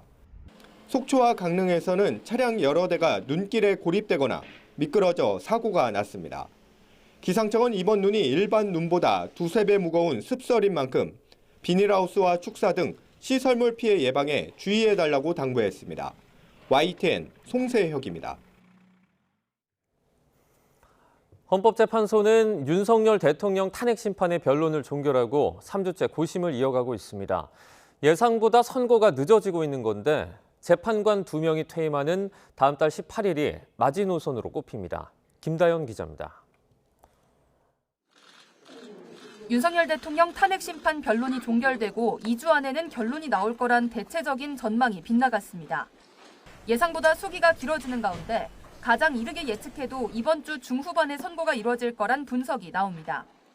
통상 선고일 2~3일 전 일정이 공지되는 데다가 이번 주 화요일에는 박성재 법무부 장관 탄핵 사건의 첫 정식 변론이 예정됐기 때문입니다. 선고 시점이 예상보다 훨씬 더 길어질 가능성도 배제할 수 없습니다.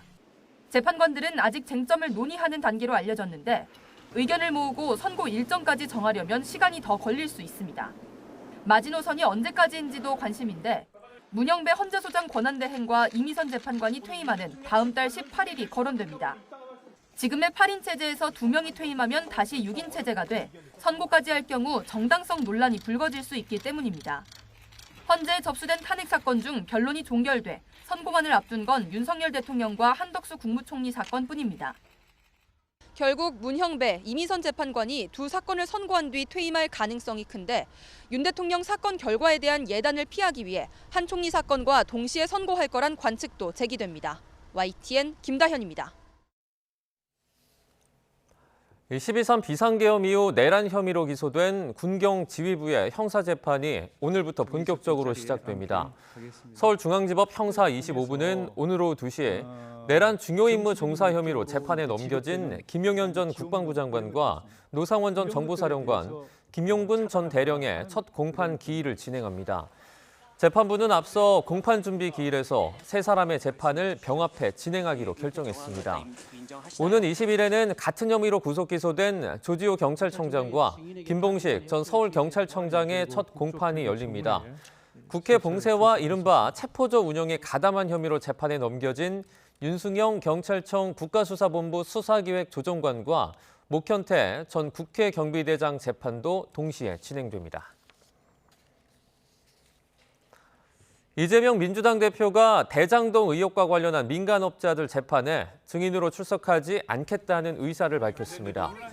이 대표 변호인은 지난 14일 서울중앙지방법원 형사합의 22부에 증인 불출석 신고서를 제출한 것으로 파악됐습니다.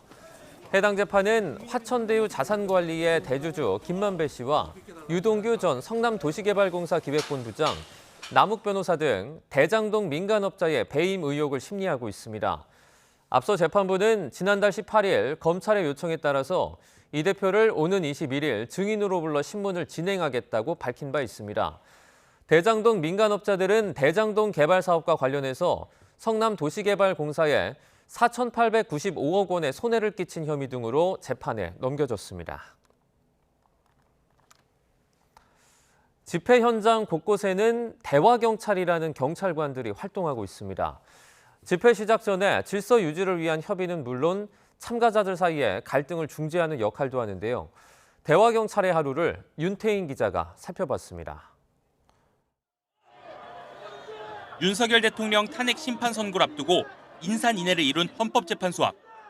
비좁은 공간에서 자리를 잡기 위해 말다툼하는 참가자들에게 누군가 말을 건넵니다. 이해하십시오. 저도 말씀을 드릴게. 집회 현장의 충돌과 갈등을 풀기 위해 대화 경찰이 나선 겁니다. 집회에 참가하기 위해 행진해온 다수의 사람도 대화 경찰의 안내에 따라 금방 자리를 잡았습니다. 여기 통제를 해야 되니까 인도에 잠깐만 계세요. 인도로. 대화 경찰은 한창 집회가 진행되는 동안에도 바쁘게 현장 상황을 살핍니다. 최대한 안쪽으로 붙이시고 통행 불편 없게끔 하세요. 지난 2018년 서울에서 처음 시범 도입된 대화 경찰은 같은 해 전국으로 확대 운영되기 시작했습니다. 대화 경찰의 집회 배치율은 해마다 늘어나는 추세인데요. 재작년 기준으로 이미 90%를 넘기는 등 집회 대부분에 대화 경찰이 배치됐습니다. 평일 아침 광화문 광장에서도 대화 경찰을 만날 수 있었습니다. 집회 시작 전부터 참가자들과 인사를 나누고 계획을 점검하느라 분주합니다. 주간에만 하고 야간에는 안 하는 거죠? 위험물이 보이면 주의도 건네고 바로 옆에 그 천막들 있잖아요. 사고 나지 않도록 그 안전관리 조금 신경 써 주시기 바랍니다. 네네. 혹시 모를 돌발 상황에 대비해 주최 측에 미리 당부의 말도 남깁니다. 보면 말씀해 주세요. 저희가 드릴 테니까. 경찰의 적대감을 품은 사람들의 모난 말에 상처받을 때도 있지만 충돌 없이 집회가 마무리되면 보람을 느낍니다. 온갖 모욕적인 말을 많이 하세요. 그럴 때는 오히려 이제 거기 계신 관계자분들이 말려주시고. 경찰 덕분에 무사히 잘 끝났다고 얘기했을 때 보람을 느낍니다. 갈등으로 치달을 수 있는 집회 현장을 평화 시위로 이끌기 위해 경찰은 대화 경찰을 점차 늘려나갈 계획입니다. YTN 윤태인입니다. 경찰청 국가수사본부는 서울 서부지법과 헌법재판소를 겨냥한 폭력시위 선동이나 협박글과 관련해서 지금까지 모두 25명을 붙잡았습니다. 국수본 관계자는 서부지법과 헌재에 대한 협박글 177건을 포착해 이 가운데 8건의 작성자 25명을 검거했다고 밝혔습니다. 또 16건을 쓴 14명도 특정해서 추적을 하고 있으며 나머지 133건에 대해서는 입건 전 조사 단계라고 설명했습니다. 온라인 커뮤니티와 SNS 등에선 윤 대통령 지지자들로 추정이 되는 인물들이 서부지법 난입을 모의하거나 헌재 폭동을 준비하는 듯한 글을 올려 논란을 빚고 있습니다. 경찰은 이들에게 최근 국회 본회의에서 의결이 된 형법 개정안에 공중협박죄 조항 적용도 검토할 방침으로 해당 조항은 온라인 살인예고 등으로 불특정 다수에게 공포감을 조성하는 행위를 처벌할 수 있게 했습니다. 이달 말 퇴임을 앞둔 우종수 경찰청 국가수사본부장이 지난 2년 동안 4바퀴 세단 승용차가 아니라 앞으로 가지 않으면 쓰러지는 두발 자전거를 탄다는 생각으로 일해왔다고 소회를 밝혔습니다. 우 본부장은 오늘 기자간담회에서 끊임없이 변화하는 사회 환경과 범죄 양태에 맞춰 국수본 조직 구조와 운영 방식을 바꾸는데 끊임없이 노력했다며 이같이 말했습니다. 이어 국수본 출범 초기에 호기롭게 수사 개시권과 종결권을 갖고 왔지만 인사가 불가할 정도로 수사 인력이 이탈하면서 이 문제를 어떻게 해결할지가 가장 고민이었다고 털어놨습니다. 트럼프 미국 대통령이 예고한 상호관세 부과 이후 개별 국가와의 양자 협상이 진행될 거라고 미국 국무장관이 밝혔습니다. 한미 FTA도 이 대폭 개정되거나 아예 FTA를 대체할 새로운 협정이 체결될 가능성이 있어 보입니다. 워싱턴에서 권준기 특파원입니다. 마코 루비오 국무장관은 4월 2일 발표될 상호관세는 모든 나라를 대상으로 한 기준선 재설정이 될 거라고 밝혔습니다. 상호관세를 부과한 뒤엔 개별 국가와 양자 협상을 통해 관세율을 조정할 수 있다고 설명했습니다. FTA를 체결한 한국도 예외가 아닐 것으로 예상됩니다. From that new baseline of fairness and reciprocity, we will engage potentially in bilateral negotiations with countries around the world on new trade arrangements that make sense for both sides. 스콧 벤센트 재무장관은 상호관세 효과를 6월 30일까지는 지켜볼 거라고 말했습니다. 그 사이 다른 나라가 관세를 낮추는지 지켜본 뒤에 협상에 나서겠다는 방침으로 해석됩니다. To look what happens from April 2nd to say June 30th as the other countries come down too. And President Trump's created a win-win situation here. 하지만 미국 내에서조차 트럼프 경제정책에 대한 여론은 부정이 긍정을 넘어섰습니다. 최근 여론조사를 실시한 NBC는 트럼프 1기를 포함해 경제 운영에 대한 반대가 과반을 넘은 건 처음이라며 트럼프 관세로 인한 혼란이 반영된 것으로 평가했습니다. 이 때문에 공화당 내에서도 트럼프 관세에 대한 우려의 목소리가 공개적으로 나오고 있습니다. Well, there's a little bit of anxiety about it, but for the most part, our farmers are patient. In a couple of months, they're probably going to lose their patience. 뉴욕타임스는 트럼프 관세로 인한 피해가 민주당보다 트럼프 지지자에게 더 크게 나타날 거라고 보도했습니다. 다른 나라들이 관세의 정치적 효과를 극대화하기 위해 농업과 에너지, 자동차 등 트럼프가 가장 아플 만한 곳을 노리고 있다는 분석입니다. 워싱턴에서 YTN 권중입니다. 트럼프 미국 대통령과 푸틴 러시아 대통령이 우크라이나 휴전 문제와 관련해 이번 주 전화 통화를 할 예정이라고 미국이 밝혔습니다. 휴전 합의에 더 가까워지고 있다는 관측 속에 유럽 각국 정상과 군 수장들도 이번 주에 줄줄이 회의를 열고 전후 평화 확보 방안을 논의합니다. 런던에서 조수연 특파원입니다. 트럼프 대통령은 우크라이나 전쟁을 끝내기 위한 러시아와의 협상이 잘 되고 있는 것 같다고 평가했습니다. 그러면서 푸틴 대통령이 휴전에 동의할 것으로 본다고 자신했습니다. 지난 13일 모스크바에서 푸틴을 직접 만난 위트코프 미 대통령 특사는 두 정상이 이번 주 통화할 것이라며 매우 긍정적일 거라고 예상했습니다. 또 우크라이나 측과도 계속 소통하고 있는데 상황이 복잡하지만 양측의 간극을 좁혀나가고 있다고 설명했습니다. 미국 협상팀은 휴전의 세부 조건을 협의하기 위해 이번 주 우크라이나 러시아 측과 각각 만나기로 했습니다. The president uses the time frame weeks, and I don't disagree with him. I am really hopeful that we're going to see some real progress here. 미국이 몇 주 내로 합의가 이루어질 수 있음을 예고하면서 유럽은 우크라이나에 힘을 실어주기 위한 노력에 박차를 가하고 있습니다. EU는 이번 주 외교장관 회의와 정상회의에서 최대 63조 원 규모 무기를 추가로 지원하는 방안을 구체적으로 논의할 방침입니다. 영국에서는 오는 20일 의지의 연합에 참여할 국가들의 군 수장들이 모여 전후 평화유지군 논의를 이어갑니다. 젤렌스키 대통령은 유럽과 미국 양쪽 모두의 지원이 필요하다는 점을 강조했습니다. Peace will be more reliable with the European contingents on the ground and the American side as a backstop. 핵심 지점에 병력을 배치해 우크라이나군을 훈련하는 방안 등이 거론되고 있지만 여러 나라가 파병에 머뭇거리고 있어 조율 과정이 쉽지 않을 전망입니다. 런던에서 YTN 조수연입니다. 경기 포천 전투기 오폭 사고로 부상을 입은 주민들은 평범한 일상을 보내다가 한순간에 피해를 당했죠. 다행히 목숨은 건졌지만 아직 몸도 마음도 성치 않다고 하는데요. 유서현 기자가 중상자 가족을 만났습니다. 지난 6일 경기도 포천 전투기 오폭 사고 순간 바로 근처를 지나던 파란색 트럭에는 군부대 시설관리 작업자들이 타고 있었습니다. 여느 때처럼 작업을 마치고 다른 부대로 이동하던 중이었는데 갑자기 날아온 폭탄에 2명이 중상, 1명이 경상을 입었습니다. 사고 일주일 뒤 YTN 취재진이 운전석에 있다가 크게 다친 60대 장모 씨 가족을 직접 만났습니다. 천운이었다. 목 부위를 다쳐 수술을 받고 깨어난 장 씨와 가족들이 병원에서 들은 말입니다. 집도하신 분 말씀으로는 위험한 정맥이랑 동맥 쪽에 2번 정도 피해가는 행운이 있었다. 정말 사고에 대비해서 정말 천운이라고 얘기하실 정도로. 지난 2월 아내가 세상을 떠난 충격이 가시지 않은 상태에서 사고까지 당한 장 씨는 육체적, 정신적 고통을 호소하고 있습니다.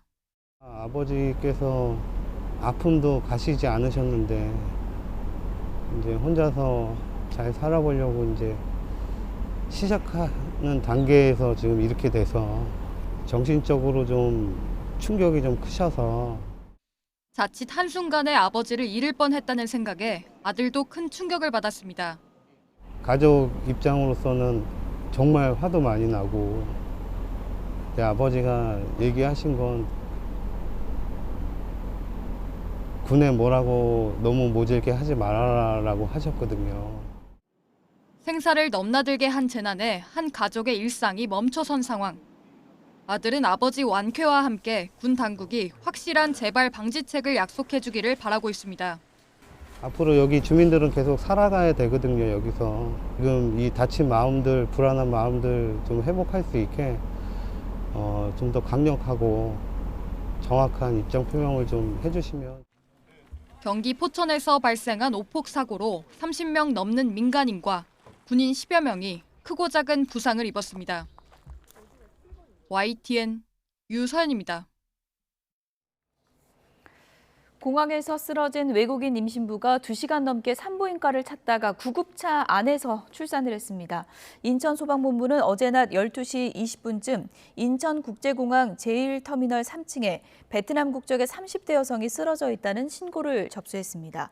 구급대는 임신부로 추정되는 A씨가 의사소통이 어려운 상황에서 복통을 호소해 인하대 병원으로 이송을 준비했다고 설명했습니다. 하지만 소방은 인하대 병원 측을 포함한 서울, 경기 지역 병원들로부터 의료진 부족 등의 이유로 환자를 수용할 수 없다는 답변을 받은 것으로 확인됐습니다.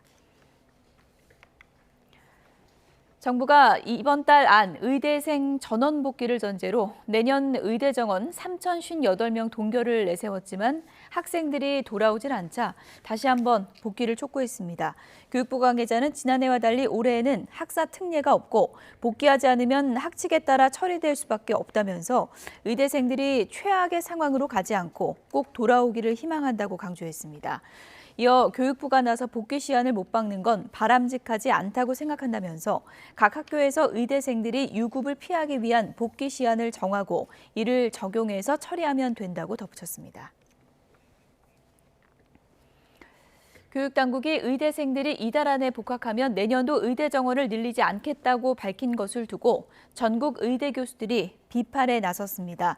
전국 의대교수협의회는 입장문을 내고 압박과 회유를 통해 의학교육 정상화가 이뤄질 수 없다며 일괄적인 휴학 수리 불가와 제적 가능성을 거론하는 것은 교육자의 올바른 자세가 아니라고 비판했습니다. 원로 석학단체인 대한민국 의학한림원도 정부가 의대생의 3월 복귀를 내년도 의대 정원 3천여 명 동결의 전제로 삼은 것을 규탄했습니다. 다만 의료대란 원인은 증원 정책을 원점으로 되돌려 전환점이 될 수 있을 것이라면서 학생들이 신중한 논의를 바탕으로 자율적이고 합리적인 판단을 할 것을 기대한다고 덧붙였습니다.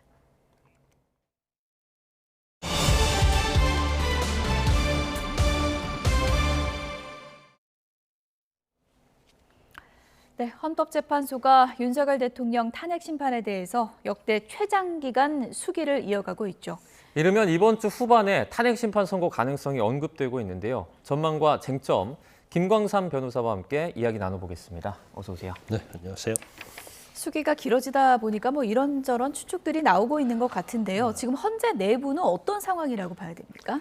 이제 제가 볼 때는 한 가지 분명한 것은 예. 이제 전원이 의견이 일치하지 않는다. 이건 단호하게 말씀할 수 있을 것 같아요.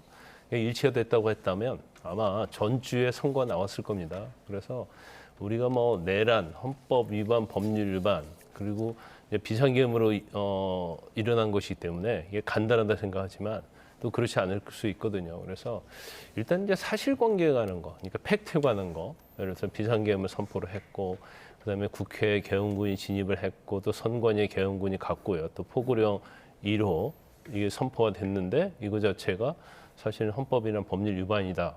이런 정도의 사실관계 팩트는 아마 제가 볼 때는 전원 일치될 거예요. 근데 중요한 것은 그 쟁점에 대한 가치 평가를 어떻게 하느냐. 이게 헌법과 법률 위반이다 할지라도 이것이 정말 중대한 사유가 되는 거냐 하고요. 그다음에 요건에 있어서도 지금 내란죄 중간에 이제 철회되었냐, 철회되지 않았느냐. 그럼 내란죄가 철회됐으면 이게 기본적으로 탄핵소추 의결 당시와 사실이 동일하지 않느냐 이런 이제 법률적 평가가 굉장히 달라질 수 있고 그다음에 재판관마다 좀 이견이 좀 있을 수 있다. 그래서 이게 좀 늦어진다고 봅니다. 네. 윤 대통령 탄핵 선고일이 언제냐 이것도 큰 관심인데 실제로 내일 그 박성재 법무부 장관의 탄핵 변론기일이 잡혀 있거든요. 이 네. 부분도 좀 윤 대통령의 재판 선고일에 영향을 미칠 수 있습니까?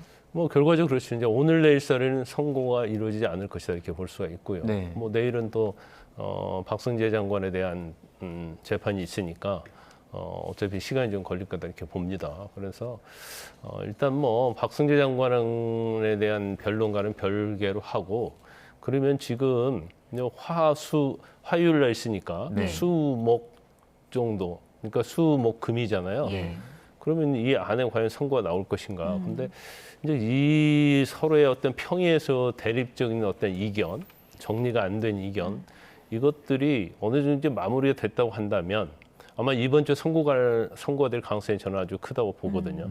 근데 만에 하나 이번 주까지 선고가 안 되고 뒤로 넘어간다고 하면 이건 굉장히 평의 내부에서 의견 대립이 심각한 거고 절차가 됐건 사실관계된 가치평가가 됐던 굉장히 정리하기 힘든 상황이고 경우에 따라서는 우리가 예상치 못한 그런 결과도 나올 수 있다. 저는 그렇게 봅니다. 뭐 평의 내부 과정은 저희가 이제 들여다볼 수가 없는 건데 보통 의견이 엇갈릴 경우에는 그 의견 교환이 어떤 방식으로 주로 진행이 되는 걸까요? 일단 의견을 다 얘기를 하죠. 예. 그리고 얘기를 하는데 이게 다수냐 소수냐 또 이걸 의견 자체가 다르다 할지라도 이렇게 헌법과 법률 위반이 맞는데 중대한 사유까지도 이걸 보지 않을 때는 당연히 이제 소수 의견으로 예. 적시를 해야 한단 말이에요. 설치해야 예. 하는데 그게 아니고 의견은 근거에 관한 의견은 다르지만 이것은 뭐 그러니까 파면 안 시키지 않을 정도로 이게 파면시키는 건 맞다. 이제 이 정도 가면 제가 볼 때는 크게 뭐 이렇게 논란이 있을 수 없는데 예. 저는 개인적으로 할 때는 이제 평의 과정에서 예. 지금 논쟁이 되고 지금 많이 의견이 나누는 것은 주문에 관한 거라고 저는 봐요. 파면이냐 아니냐. 예. 이제 그 부분에서 의견이 나누니까 그렇지. 평의 과정에서 예를 들어 뭐 인용이 됐든 기각이 됐든 그 근거에 관해서 이견이 있다고 한다면 그건 뭐 제가 볼 때는 그렇게 그냥 별개 의견이든 어떤 정리하면 되는데 예. 그게 아니고 주문에 대해서 상당히 지금 기각이냐 인용이 지금 나눠지고 있다. 그래서 그 부분에 대해서는 좁혀지지 않는데 이제 그런데 이런 거 생각할 수 있죠. 자, 탄핵 인용이냐 기각이냐서 이미 정해졌어요. 네. 근데 여기서 끝나는 게 아니고 이거 자체는 실체적인 거에 관한 거단 말이야. 비상사태 요건이랄지 헌법 법률 위반했느냐 여부인데 그 전제가 이제 절차적 요건이라는 게 있단 말이에요. 예. 그래서 거기에 있어서 만약에 의견이 좁히지 않으면 더 이게 길어지는 경우가 생길 수 있고요. 그다음에 뭐 제가 지난주부터 YTN에서 얘기했습니다마는 지금 우리가 눈여겨봐야 할 대목이 한덕수 총리에 대한 탄핵하고 예. 지금 대통령에 대한 탄핵이 맞물려 있다는 거예요. 네. 그래서 이전까지는 왜 한덕수 총리에 대한 것이 간단하고 이미 변론 정도도 일찍 끝났는데 왜 선고를 하지 않느냐. 예.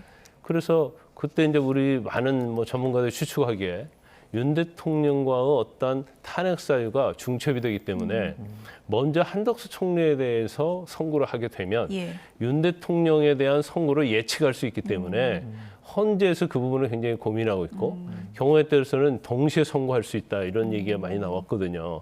논리 구조가 좀 비슷할 수 있다는 그렇죠. 말씀이신가요? 예. 그런데 이게 지금 길어지면서 우리가 예. 또 하나 생각해 볼 수 있는 여지가 생긴 거예요. 어떤 예. 게 생겼냐면 지금 많은 전문가들이 한덕수 총리에 대해서는 탄핵 기각될 가능성이 크다. 네. 아니면 결과에 따라서는 의결 정도수 관련해서 151명, 200명이냐 이게 예. 문제가 되잖아요. 예.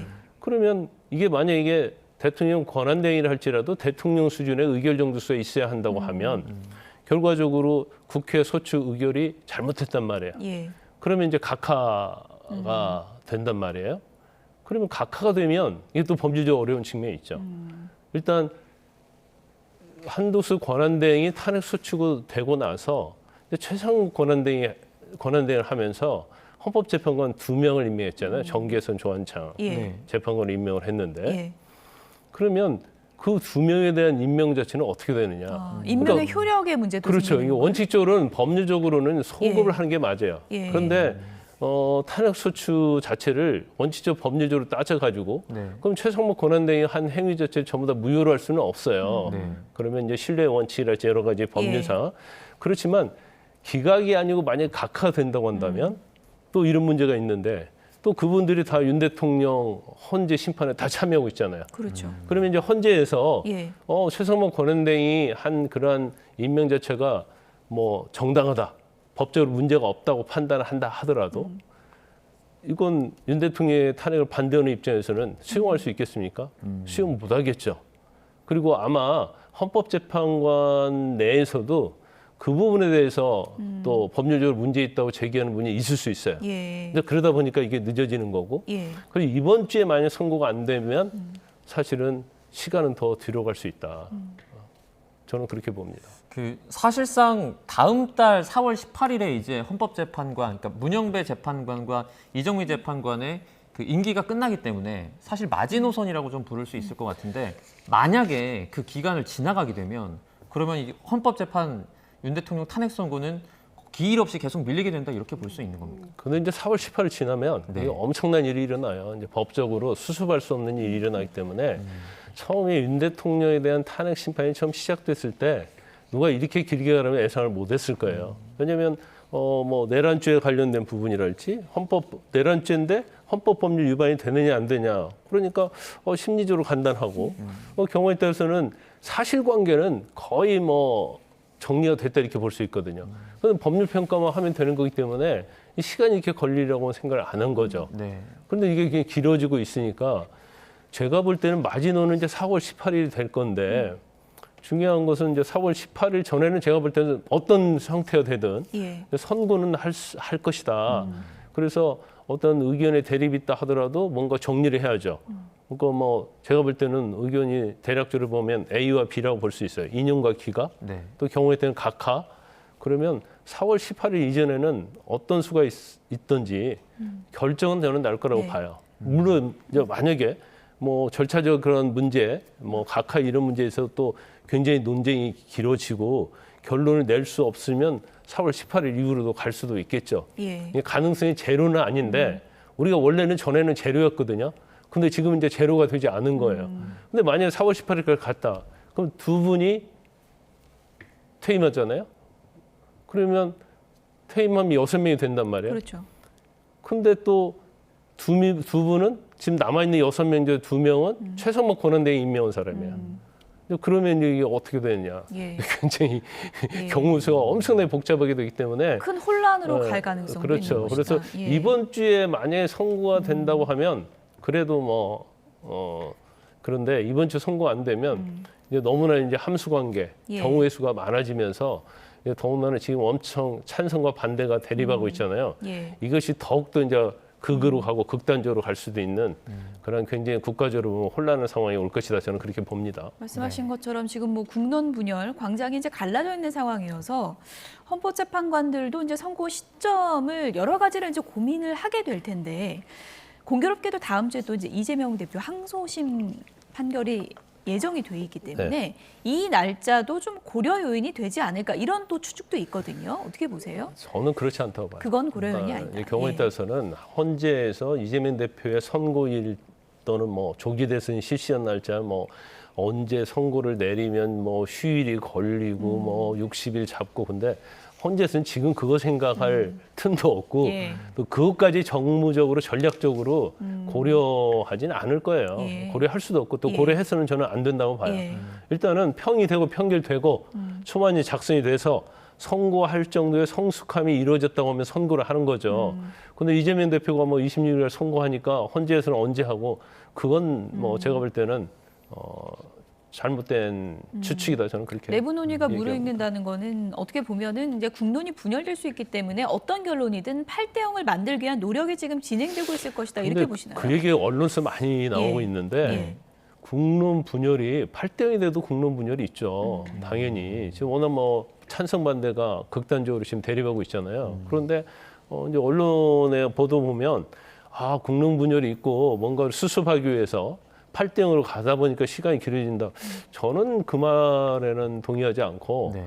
아니 헌법재판관 사이에 의견이 나눠지면 그대로 가는 게 맞죠. 근데 이걸 국루문율이기 때문에 뭐 반대하는 사람을 뭐 찬성하는 사람을 끌어들이고 찬성하는 사람을 반대쪽으로 끌어들여가지고 뭔가 일치된 의견으로 간다? 그건 헌법재판소 해야 할 일이 아니에요. 그건. 이제 이런 경우는 있겠죠. 전원일치 같은 게 박근혜 전 대통령 같은 때는 그래갖고 다 8대 0 주문에는 똑같아요. 근데 의견에 있어서는 다르면 예. 그걸 서로 조율하고 그래서 증거 가치 평가에서는 A라는 재판은 다르게 하고 B라는 재판을 다르게 하면 서로 뭐 자기가 보는 시각이 이거 이러니까 이런 거 아니에요. 그러면서 조율을 할 수 있겠지만 주문 자체가 판매인이 아니냐로 달라버리는데 이걸 전원일치를 가기 위해서 뭐 협상을 하고 평의를 하고 끌어들이고 그건 제가 볼 때는 있을 수 없고 또 있어서는 저는 안 된다고 예. 보거든요.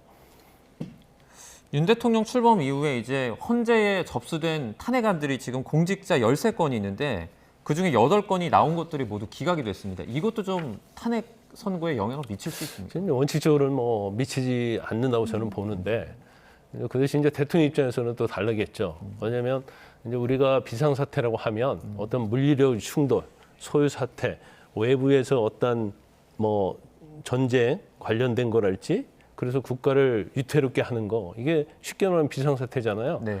근데 사실은 물리력인 어떤 그런 것은 없는 상태에서 비상계엄을 했는데 대통령 측에서는 헌법제 심판을 하면서 변론 때 계속 주장하는 것이 하이브리드단 말이에요. 그러니까 뭔가 뭐 전쟁이랄지 소요랄지 뭐 그런 거란 어떤 눈에 보이는 물리력의 어떤 비상사태가 아니고 뭔가 선거를 조작한다랄지 아니면 뭐 여러 가지 뭐 사이버로 공격을 한다랄지 아니 야당이 계속 줄타락해가지고 국정을 마비시킨다랄지 이런 것도 비상사태 일종으로 봐야 한다. 이제 예. 전체적인 취지는 그거단 말이에요. 예. 그러면 경우에 따라서는 우리가 고전적이고 전통적인 비상사태 개념은 사실은 그건 아니에요. 그래서 아니 그건 비상사태가 요건이 안 된다고 보지만 또 경우 때는 재판관 중에서 그래서 국정마비가 됐고 국정을 더 이상 운영할 수 없으니까 이것도 비상사태로 봐야 한다는 재판관의 의견이 또 있을 수도 있다. 저는 그렇게 봅니다. 네. 아무래도 뭐 역사에 남을 선고기 때문에 평의 과정도 더 신중하게 진행되고 있다는 생각이 드는데 그 선고 시점은 좀 기다려 보도록 하겠고요. 저희가 또 최근에 굉장히 관심을 받고 있는 사건이죠. 김세론 씨 관련 소식도 좀 알아보도록 하겠습니다. 고 김세론 씨 유족 측에서 오늘 유튜버 이진호 씨 고소한다고 하던데요. 이건 네. 어떤 내용인가요? 유튜브 이진호 씨도 굉장히 논란이 많은 유튜버예요. 그런데 아마 이제까지 이제 김수현 씨하고 김세론 씨하고 교제한 사실이 전혀 없다. 그래서 이제 거짓을 주장한다. 그러니까 사실은 교제한 사실이 있는 걸로 드러났잖아요. 네. 그러니까 그게 사실 이제 허위 사실인 거예요. 그래서 이제 허위 사실 유포로 아마 그 김세론 씨 유족 측에서 이제 고소를 한다는 거죠. 네. 그러니까 일단 김수현 씨 측의 주장에 의하면 2019년 여름에 만나서 2020년 가을에 헤어져서 그러니까 미성년자 때 만나지 않았다라고 지금 주장을 하고 있지 않습니까? 네. 네. 그러면 만약에 뭐 김수현 씨의 말이 사실이라면 사실 뭐 지금 이게 법적으로 문제가 될 부분은 전혀 없다고 보십니까? 일단은요. 지금 현행법은요. 네. 16살 미만의 미성년자하고 어떤 뭐 스킨십을 한다랄지 아니면 이제 성관계를 한다랄지 그러면 그런 것들은 전부 다 강간이랄지 강제추행죄에 준해서 처벌하게 돼 있습니다. 네. 그래서 의제 강간, 의제 뭐 강제추행 그렇게 우리가 법적으로는 불러요. 그런데 지금 논란의 핵심이 김수현 씨가 김세론 씨를 언제부터 교제를 했냐는 거거든요. 근데 김수현 씨 측에서는 성년된 2019년도부터 교제를 했다는 거고 네. 그다음에 유족 측은 그렇지 않고 2015년도부터 교제를 했다. 예. 그러면 2015년도에서 2019년도까지는 미성년자 상태긴 했어요. 그럼 2015년도에 아마 제가 알기로 한 15살 정도 될 중학교 겁니다. 2학년이라고. 그리고 지금 기준에 하면 처벌할 수가 있는데 의제강간, 미성년자 의제강간은 의제강제추행으로. 예. 그런데 그 당시에는 이 조항이 없었어요. 그럼 이건 소급 적용이 안 되는 그렇죠. 부분인 거죠. 13세 미만에 대해서만 처벌하게 돼 있는데 그 이후에 미성년자와 관련된 문제 하도 문제가 되니까 2020년 5월 19일 날 13세에서 16세 사이에 이 법을 새로 만든 겁니다. 그렇기 때문에 2020년도에 만들었어요. 5월 달에. 예. 그러니까 2020년도 전에 김수현 씨가 설사 뭐 사귀면서 스킨십을 한다랄지 여러 가지 행위를 했다 하더라도 사실은 처벌을 할 수 없어요. 그래서 이 사건에 일단 논란이 되고 있는 핵심은 저는 두 가지라고 보는데 첫 번째는 이제 미성년자하고 교제를 했는데 예. 그 과정에서 이제 성적 관계나 아니면 뭐 스킨십이 있었느냐. 그럼 이건 법적으로 문제가 되지 않느냐인데 사실은 뭐 비난은 할 수 있을지언정 법적으로 처벌할 수는 없다는 거고 예. 그냥 두 번째 유족 측도 문제 삼고 있는 것 중에 하나가 그거잖아요. 지금 뭐 7억 원짜리 내용 증명을 보냈단 말이에요. 소속사에서. 그래서 그런 거에 압박에 의해서 김세론 씨가 사망의 원인이 그거냐 예. 아니냐 그런 건데 이제 그거에 대해서도 김수현 씨하고 김세론 씨 측하고 유족하고 서로 말이 완전히 다르죠. 네. 예. 이 7억 관련해서는 뭐 소속사 측에서는 그런 문자조차 보내지 않으면 이거는 업무상 배임이 될 수 있다라고 이제 주장을 했잖아요. 그 부분은 네. 어떻게 보세요? 뭐 그런 증거를 남겨놔야 될 필요가 있었던 겁니까? 소속사 뭐 입장에서. 그것도 아예 틀린 이야기는 아니에요. 틀린 얘기는 아닙니까? 틀린 얘기는 왜 예. 아니냐면 일단은 뭐 변제를 해줬잖아요. 뭐 11억 정도 변제해줬다는 거 아닙니까? 그런데 이제 변제를 해줬으면 사실 이제 소속사에서 변제를 했으면 소속사의 책임이 아니에요. 그 당시 음주운전에서 김세론 씨가 한 행위인데 김세론 씨가 경제적 여력이 안 되니까 소속사에서 보상을 해준 거단 말이에요. 배상해 준 거단 말이에요. 그러면 사실은 배상을 해주고 김세론 씨한테 뭐 계약 조항이었건 계약 조항이 없다 하더라도 거기에 따라서 이제 구상금을 청구할 수 있거든요. 예. 부당이득 반환이랄지 구상금 청구할 수 있는데 이제 그걸 아예 청구 자체를 안 하면 사실은 회사가 손해 본 거잖아요.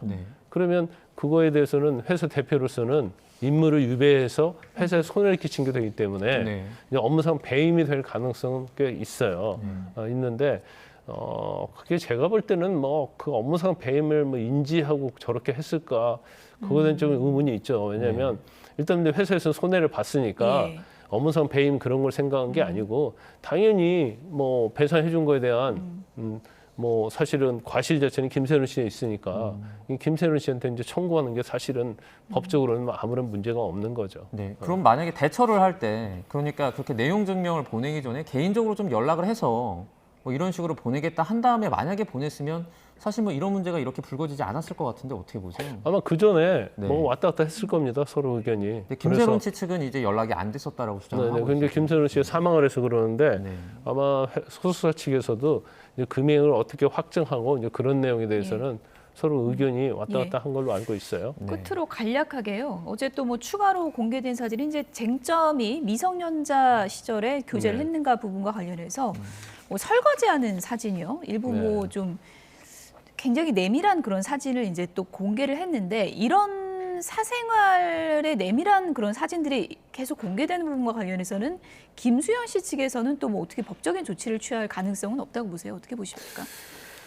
그거 자체가 이제 사실은 원칙적인 이제 프라이버시 침해고요. 예. 초상권 침해가 될 수는 있죠. 그런데 우리가 보통 연예인이랄지 유명한 사람들은 이제 영어로 말하면 이제 퍼블릭 피거, 공적 인물이라는 사람에 대해서는 어느 정도의 그런 범위 내에서는 사실 이제 면제가 됩니다. 유법선 조항사이고 돼요. 그래서 이제 국민의 어떤 알 권리랄지 그런 헌법에 그런 정하고 있는 거랄지 이제 그런 것들에 의해서 사실 이제 면제가 되는 경우가 많이 있죠. 그래서 아마 이제 그런 것들을 생각하고 했을 거예요.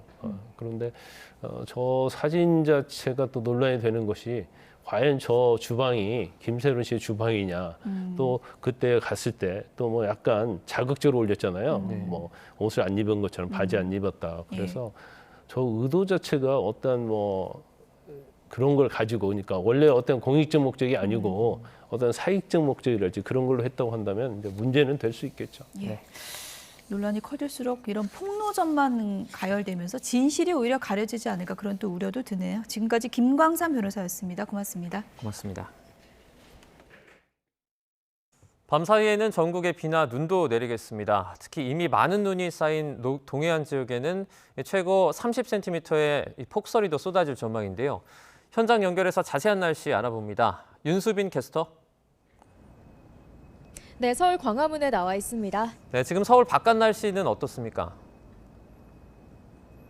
네, 계절의 시계가 다시 겨울로 돌아간 듯합니다. 한낮 시간인 지금도 서울은 바람이 다소 강하게 불면서 제법 쌀쌀하게 느껴지고 있는데요. 오늘 밤부터는 다시 북쪽에서 강한 한기가 남하하겠고 전국 곳곳으로 눈비가 예보됐습니다. 피해 없도록 각별히 주의해 주셔야겠습니다. 밤사이 동해안 지역에 폭설을 쏟아낸 눈비구름은 현재 대부분 약화했습니다. 대설특보도 모두 해제됐는데요. 하지만 오늘 늦은 밤 수도권과 충남 지역부터 다시 비나 눈이 내리기 시작하겠고 이번에는 전국으로 눈비가 확대하겠습니다. 내일까지 영동과 경북 북동 산간에는 또다시 최고 20에서 30cm의 폭설이 쏟아지겠고요. 서울 등 수도권을 비롯한 그 밖의 지역에도 최고 10cm의 많은 눈이 내려 쌓이겠습니다. 또 전국적으로 바람도 무척 강합니다. 특히 해안가와 해상에는 초속 20m 이상의 거센 돌풍이 불고 있는데요. 해안가 출입은 삼가셔야겠고요. 항해나 조업 시에는 안전사고에 각별한 주의가 필요하겠습니다. 오늘은 한낮에도 찬바람이 불며 쌀쌀하겠습니다. 서울 6도, 광주 8도, 대구는 9도로 평년 수준을 밑돌겠습니다. 강풍을 동반한 눈비는 내일 오후부터 점차 그치겠고요. 꽃샘추위는 목요일 낮부터 예년 기온을 되찾으며 누그러질 전망입니다. 오늘 밤사이 전국에 많은 눈이 내리면서 도로 곳곳 빙판을 이루는 곳이 많겠습니다. 내일 아침 출근길과 등굣길 교통 불편이 우려되니까요. 가급적이면 대중교통 이용하시는 편이 좋겠고요. 도로 미끄럼 사고에도 주의해 주시기 바랍니다. 지금까지 YTN 윤수빈입니다. 뉴스나 오늘 순서는 여기서 마치겠습니다. 내일도 생생한 뉴스로 찾아뵙겠습니다. 시청해주신 여러분 고맙습니다.